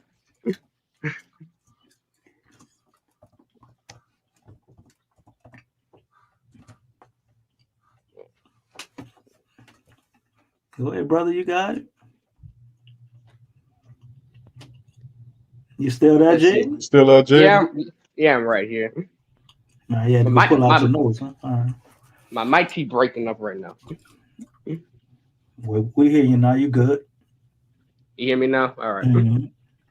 So I said DC. I mean, Big 2. You say you want 3 things of what the Pelicans need to do. Yes, sir. Well, 1, send Willie Green to Cancun. Send him where? Send him to Cancun. All right, let me be for real. I'm just joking around.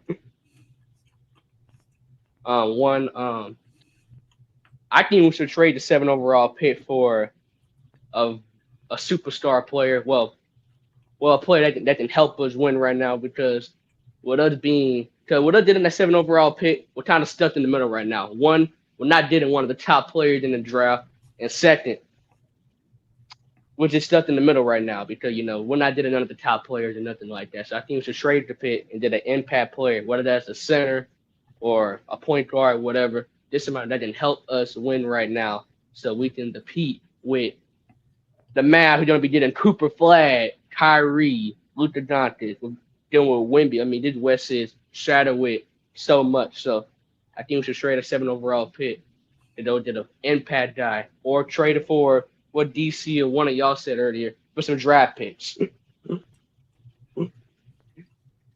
Okay. I mean, it's I mean, those are not bad ideas. I mean, um, in the end, I mean, the DC guy he thinks about the big. And he convinced me about the big. I did like Queen. I thought Queen is a pretty good player. For whatever reason, I know as we continue to move forward to the draft, I think his stock might climb. I know the Duke Center stock is climbing too. I mean, his stock is climbing. But at the end of the day, the Pelicans can definitely use some of these assets, the big and the point guard. They can always use shooters. We talk about that all the time. Um, you know, the whole monetary situation is kind of fidgety too, DC. What we got going on here, man. That's also something we got to figure out. And the health staff stuff. There has We to be still something have said about the health staff. what them You have the exceptions go to, exemptions. right? Yeah, You we do, got the you do have the exemptions. exceptions. Yeah, you do We need have to make those. something happen with that. All right, Jaden. What else you want to add to it, my brother?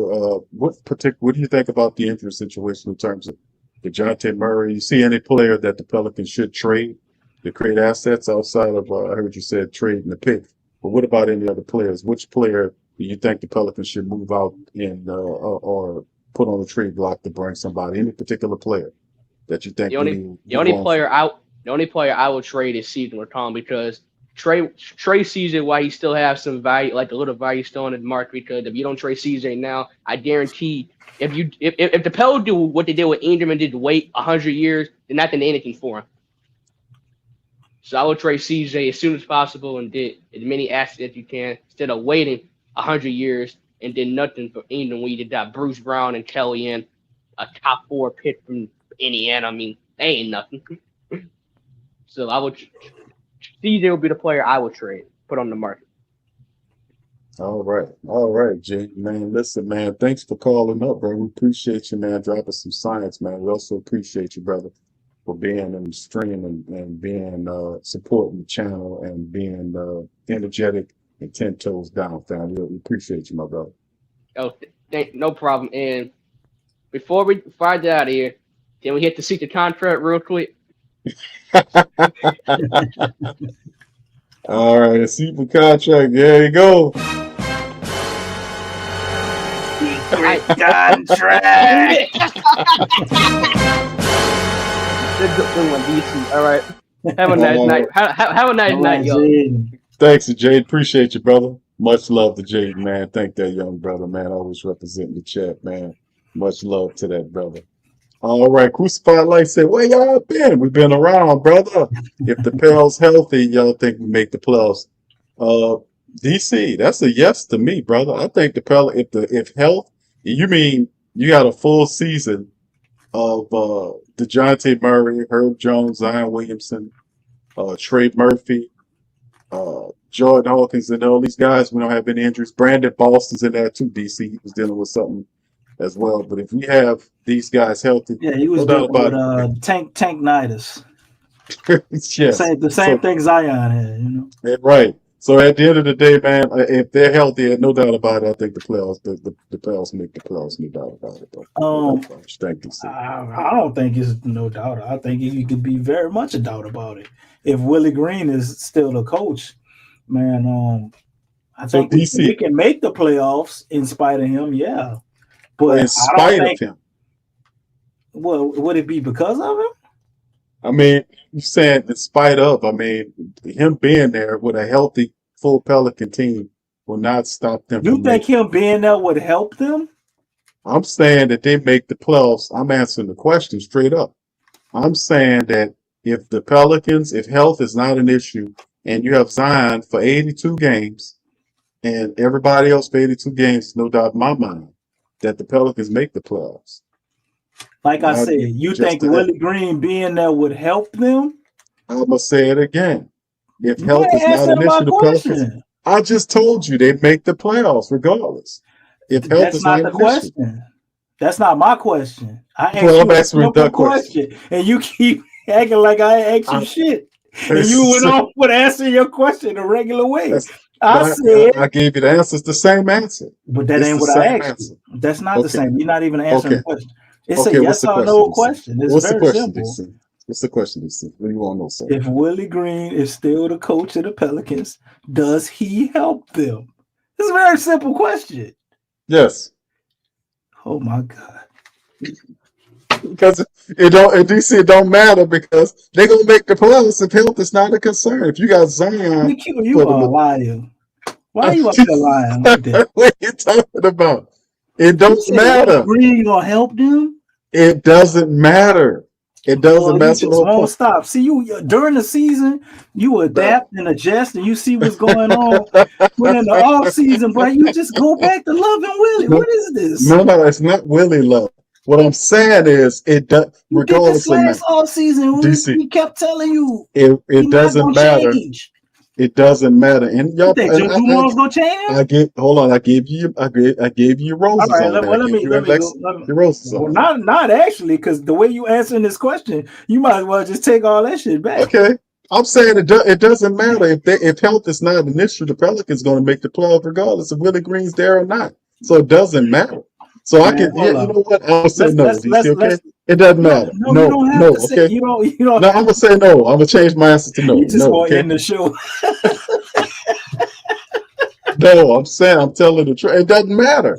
You don't have to say no, but I'm just saying, like, I answered it, bro. There's a lot of teams there, man. You got at least 10 really good teams, bro. Like if we healthy, but we don't gel, or Willie Green is just stomping on the toes or something, he could definitely, cause us to not make the playoffs. I'm thinking like the Pels gonna definitely be in the play-in. I know they would for sure be there, but am I really banking on them being the sixth seed with Willie? I don't know about that shit. It ain't like no question. I don't know about that shit. They'll definitely be in the plan, but depending on who we playing, we could get got. Okay. That's our garbage ass coach. Then people start breaking out the real philosophies that they've been not doing all year or doing in spurts. My point is, and we gonna come with the same shit we've been doing all year. No adjustments, nothing new. If you have Hurd, Trey, Zion, all these guys for the if health is not an issue and you got them for the great bunch of the season, it doesn't matter about Willie Green. I mean, because that team is talented enough to at least get an 8th spot in the playoffs. When you get the 8th spot, you still got to play in the play-in, Q. Hey, regardless if they go through the plan or not, I'm saying they make the playoffs, okay. DC. All right. Okay, regardless. So that's what I'm saying. I like your faith that they make it. You just was no doubt and no question. That's what I had a problem with. It is. No, I'm saying they make. I mean, I don't know how many times I got to tell you that, regardless of what happens, they're gonna make the playoffs, whether Willie Green is there or not. So I don't understand what you want me to say. I know you're ready to go. Let me leave you alone. No, it's just all good, bro. It's all good. Whether Willie's there or not, they're going to make the playoffs. Now, a lot of people want to see the Pelicans fail, so fire Willie Green. Well, that's what a lot of people saying. If the Pelicans fail, a lot of people want the Pelicans to fail, so Willie Green gets fired. But it's not a far-going conclusion that Willie Green will remain the head coach. Like I said, even if he get them to the playoffs and he get bounced again, like in the first round, it's still a wrap. Because I mean, come on, man. Ray Charles, they're not going to well with Willie Green. You're right. Now you're right. Now getting to the playoffs, that was the question that was asked. I'm answering the question that was asked, which was getting to the playoffs. If health wasn't an issue, I've answered that. You turned it into something else. When they make it to the playoffs, they're gonna get mollywopped by whoever it is because Willie Green don't have any philosophy or strategy to defeat anybody. So no, you're gonna get wiped out. I was cool with your answer. You saying yes, but when you was like, yeah, no question, undoubtedly, and all this shit, I'm like, whoa, there's a lot of doubts there. Hold up. No, that's no doubt. You got the doubts. You think they're gonna get there, but it ain't like this shit 100% facts. Like, they just gonna blow through it, man. I'm like, Willie Green could throw a monkey wrench in this shit. 0-27 Q, should I remind you? I get you. But if injury is not a problem, the question was if injury is not a problem, that's what happens. They'll make the playoffs. Now, when they get to the playoffs, wasn't a problem when we was 0-27 in them clutch games. DC. We was a healthy team that year. I Now, said we what I made it to the said, bro. playoffs though. We made it. I said, and when you get to the playoffs, you're gonna get wiped out. Because that's Willie Green he's not a guy like So that. you He's mean not the no play? playoff You mean the coach. play in? That's what you mean. The No, Pelicans are for playoffs. sure going to the play in. When you get through the playoffs to the play-in, I mean to the play-in to the playoffs, you're gonna lose in the playoffs. The play in ain't kind You're of the gonna get start of the playoffs. no. I don't care about the play-in. You're gonna get through the play-in to the playoffs and will lose in the playoffs. I've said it 2 times in a row now, DC. You're a smart man. You should have gotten it the first time. Oh no, That's I how I got it. see it. I just don't understand your reservations about not having doubts about this shit. I simply don't, brother. I I think understand you health is think they're not an gonna issue. The make it, but Pelicans it's gonna get like there. I don't know how you so confident after everything we watched. Brother, call it wisdom, call it experience of seeing it for a long time. I don't trust Ain't no Willie doubts. Green in no close game. Any game within 8-5 to 2 points, I don't trust. That could very Okay. much well easily be a loss. I hear you, brother. Hey, man, it's all great. Well, I'm not so sure they Like just I make it said, out I don't. playing, you know. Like I I don't said, I know. think we'll see what goes on here. I really, we talked about this to start it off with Willie Green. It's more than it's just the fact that the man did lose the team, and you can't ignore that. At some point, you're gonna have to address it. You're gonna have to do that. You got to figure out a He way to lost do his it. mind too. I mean, listen, man.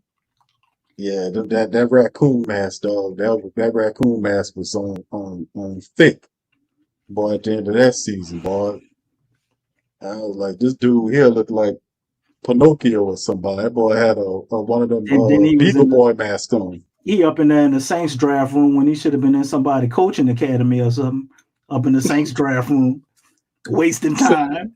Sitting in the corner, right? Sitting in the corner, ain't saying shit. They ain't What you giving need no to be there confidence for? on what he about to. When you need to, Oh what you man, did? We could have watched it on TV with everybody else. You need to be sitting up in there. Come on, Willie here, sit in this corner and shut up. He's sitting there looking nervous as hell up in that corner, boy. I can't believe they let me in here. I asked them. I thought they was gonna say no. Yeah, he brought him some coffee. That's the hell happened. Let me But not it, mess this up. so anyway, man, what we saying is, obviously, I agree with the faithful that Willie Green should not be coaching his team.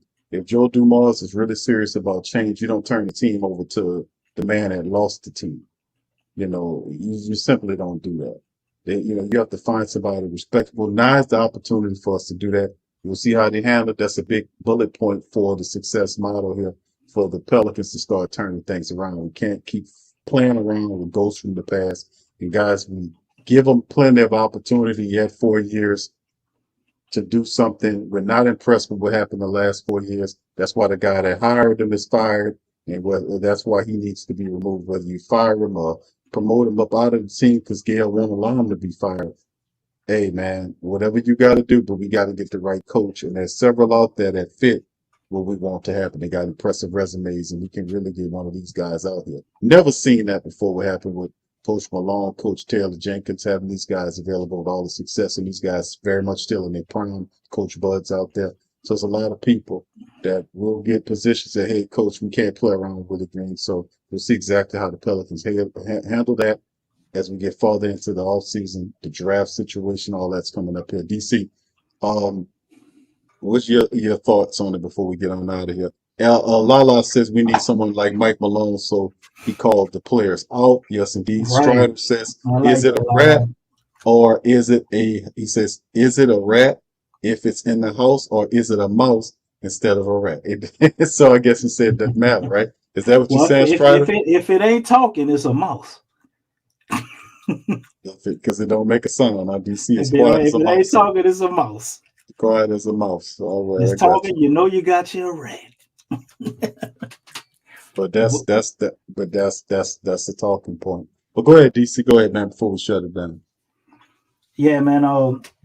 Regardless of how I spoke on the Pels previously, with Big Q triggered me with the Willie Green. I think we need to make like an advisory. Oh, I triggered you. Yes, you did. I channeled my intellects, but we need to make an advisory, dog. Like warning. An advisory. Yeah, like warning. We're about to mention Willie Green. Like he just, Why? It should just kind of blindsides you because anything that you think they could possibly do good, once I hear his name, it just brings back instant trauma of the whole David Griffin era. You just go back to thinking of all the blunders and all of the missed opportunities.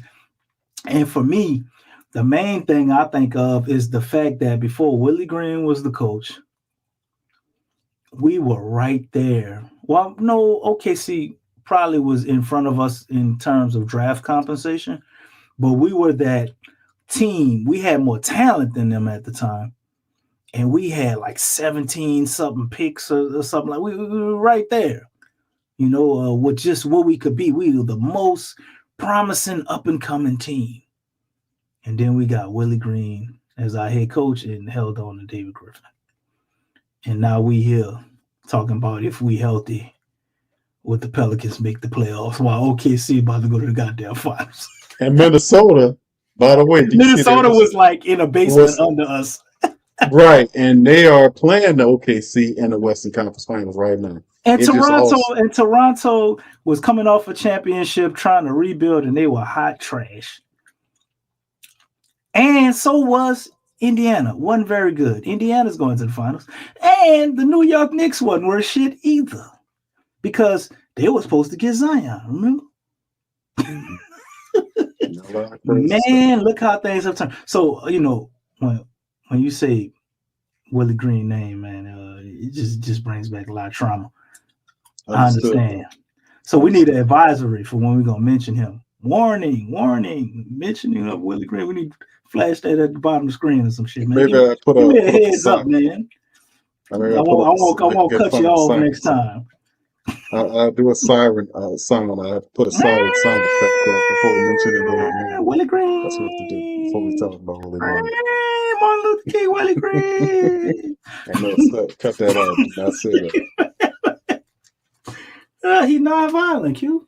That's one of the main reasons why we suck, man. Everybody coming to poke us around and slap us upside the head, and Willie just, all right, guys, just keep doing what you're going. Turn to the other side. Your right cheek hurt. Just turn to the left cheek. It's all right. No, man. That's a wrap on that. That's dead. All right, Jaden wants to pop back in. Jaden, I'm gonna let you pop. You got something to say? Yeah, pop back in quick, bro. Before we get ready in the stream, man, we're gonna get on out.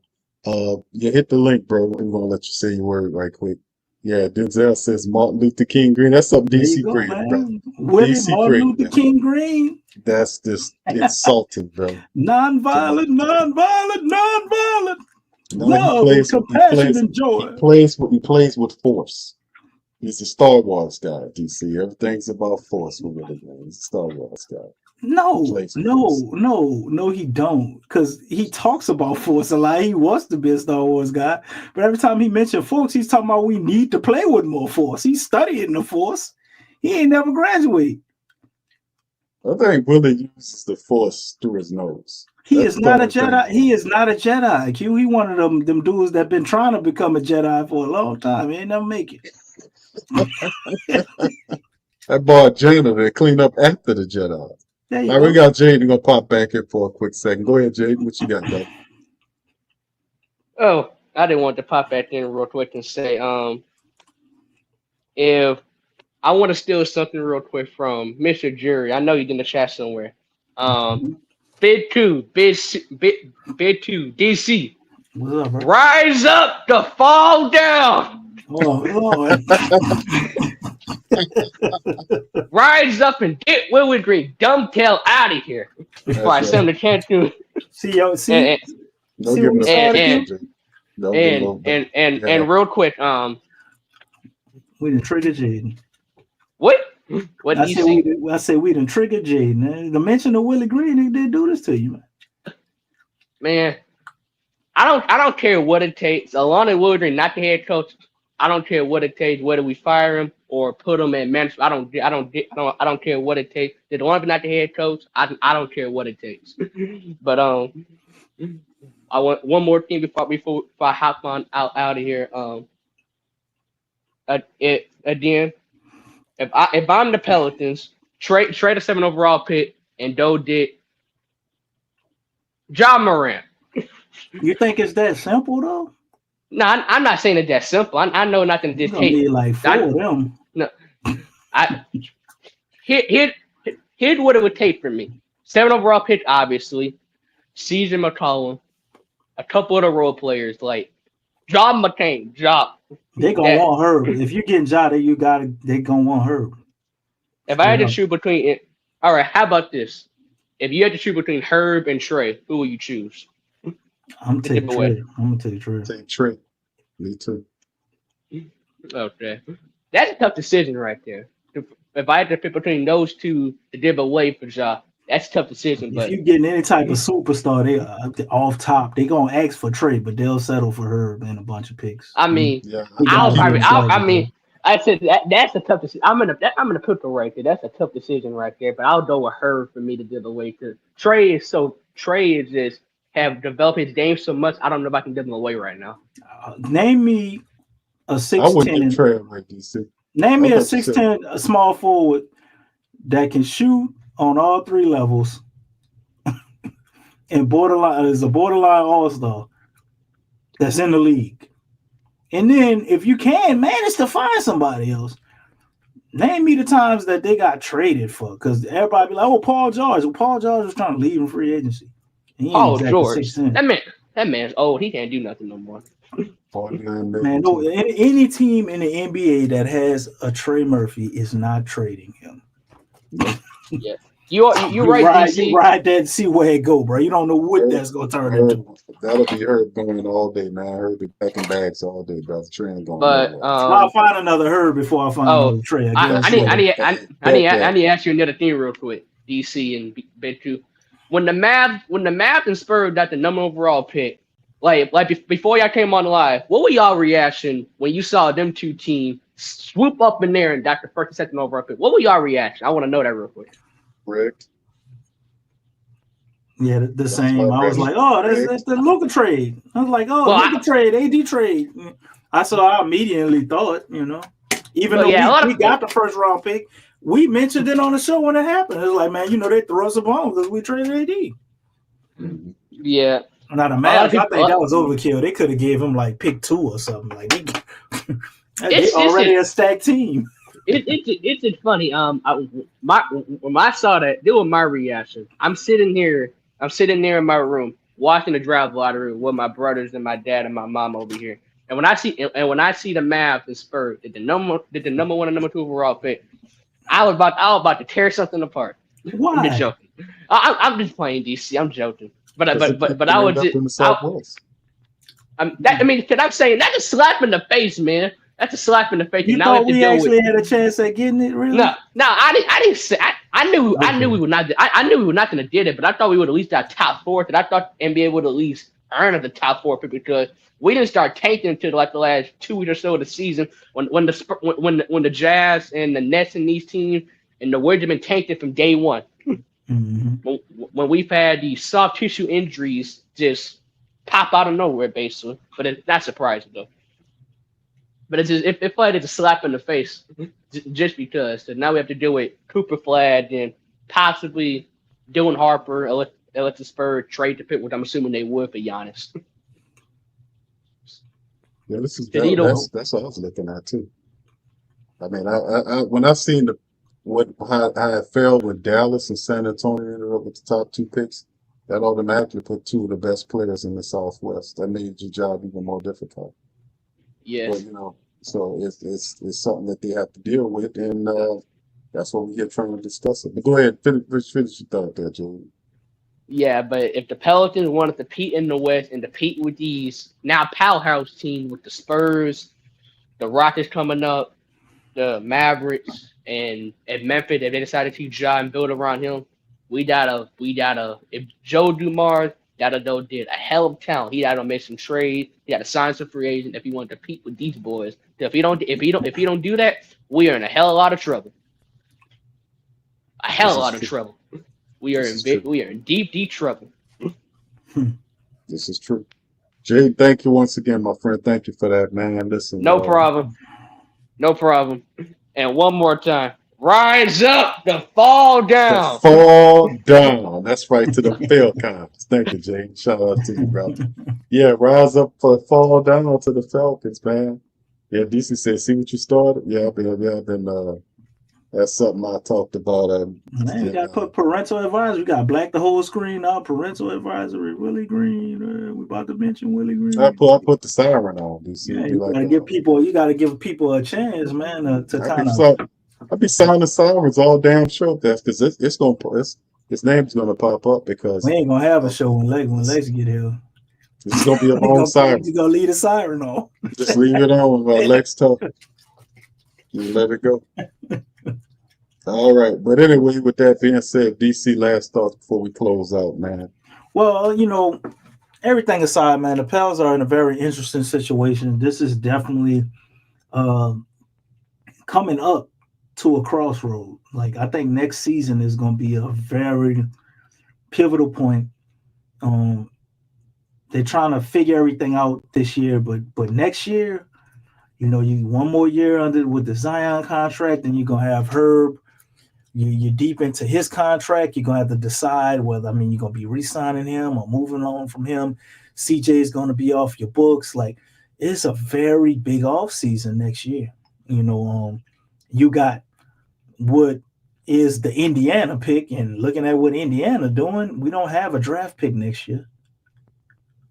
So looking at what Indiana's doing, it's going to be a very pivotal point. So what they do this year, how they decide to move forward, man, for the sake of us being able to watch Trey Murphy blossom, seeing Zion actually hit that peak, and seeing the Pels be a winning organization is hinging upon what we do this offseason. Because if they swing and miss this offseason, I hate to break it to you, family, the way that the West is stacking up and how good everybody's becoming in the West, we probably headed for a rebuild. And when the Pelicans rebuild, that shit take about 10 years. DC, bro, you're 100% right, man, because the rebuilds, like we keep talking about OKC and Minnesota, they started around the same time we did, and look where they are today. They both playing each other in the Western It's not too late for us to turn around, though. It's not. You just got to keep making, you got to make the right decisions. Yeah, but it takes some really intelligent decisions, and it can be done, but they can't swing and miss on this offseason. When I say swing and miss, I don't mean they can't make a mistake here or there with a player they get. Maybe they draft a player that's good but doesn't quite fit or something. There's still marginal room for error, but they can't just swing and miss on the whole offseason. Like, when we start the season, we ain't got nothing but Timu players and this one draft pick who's just a role player and may give us something, but not really much. Then, unless somebody turns into supernova, DeJounte Murray comes back from injury and becomes a 10 times better version of himself or something, it would really take a miracle at that point. They need to either land a huge trade or nail a for sure stud in this draft.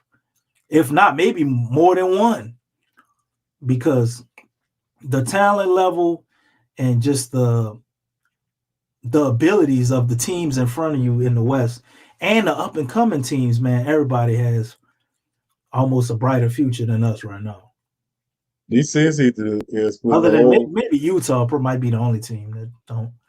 Well, Utah's, yeah, but the Pelicans are even the Blazers. The Blazers, they're coming, bro. Yeah, the Blazers. That's not the laugh at the Blazers. Man. Yeah, the Blazers on their way, bro. The Blazers play the Pelicans. They're very competitive every time they play. We can't look at the schedule and we won't be able to tell if we have an easy schedule or not. No schedule will be easy for us.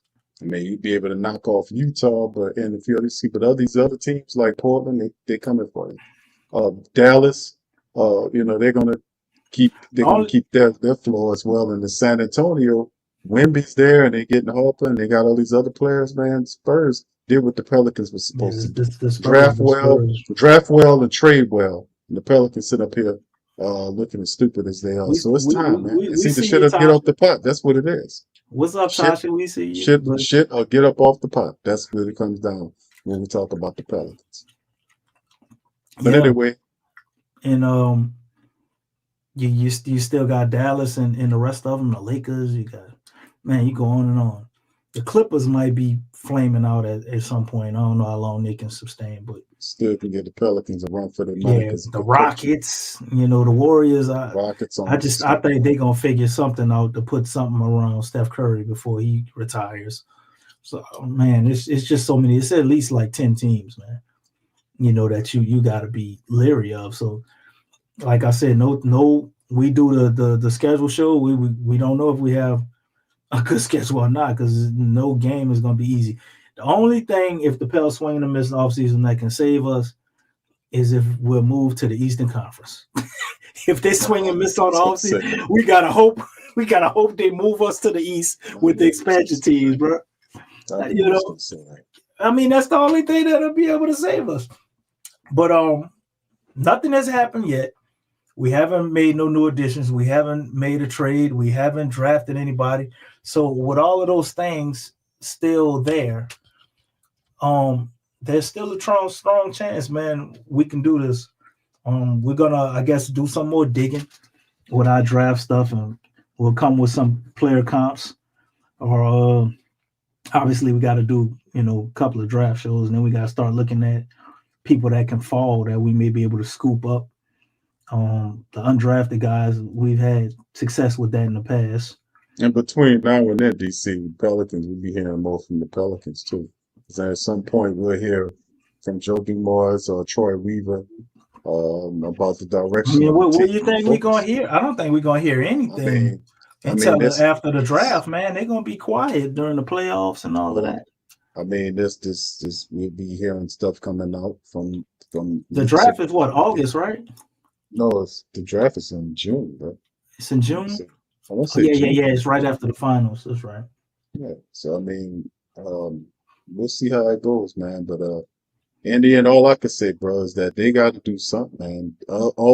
They can't afford to sit back like we've been sitting back and just the Pelicans are in a precarious situation because of the fact that all these other teams are getting better or realized. Like Minnesota and OKC are all realizing their potential. Minnesota's in a weird spot where they could take a step back though, Q, but it ain't gonna be that far long as they got Anthony Edwards. Yeah, they got a bona fide guy. That guy's only gonna get better. Mm-hmm. So like I said, man, we just have to watch in DC and see how it goes. But man, Pelicans got to step it up, man. They done ran out of excuses. They done ran out of flubs and errors and all this kind of nonsense. It's time to prep to get up off the pot, man. That's the bottom damn line. It's the bottom line. So that's what I got. That's what we got on today's show. 2 hours strong, man. Shout out to Jaden for popping in. Much love to the flock for being here tonight, man. PPR representing the flock and nation, dropping true science about what the Pelicans are. What's the blueprint, the game plan? We will know in the near future where Joe Dumars, Troy Weaver, and others seek for the Pelicans going forward. So with that being said, as far as you're concerned, please feel free. Give us a like, give us a sub if you're not a sub, and share the show on social media through PPR. And we're representing the flock and nation. We'll be back next week with more shows, covering more of the draft prospects, and of course interviews, whatnot, from the Pelicans, talking about all the rumors, trade rumors, and all this kind of beautiful stuff as we keep this thing going. So with that being said, man, me and DC, we're going to holler at y'all at the next time. Much love, fam. Appreciate y'all. Y'all have a wonderful night. Peace. And I'm about to say who that, but go Pels. Peace. You're listening to the Pelicans postgame report on the PRO Media Network for all things Pelicans. Perfect. Fly Pelican, fly Pelican, fly Pelican. And I tell them that.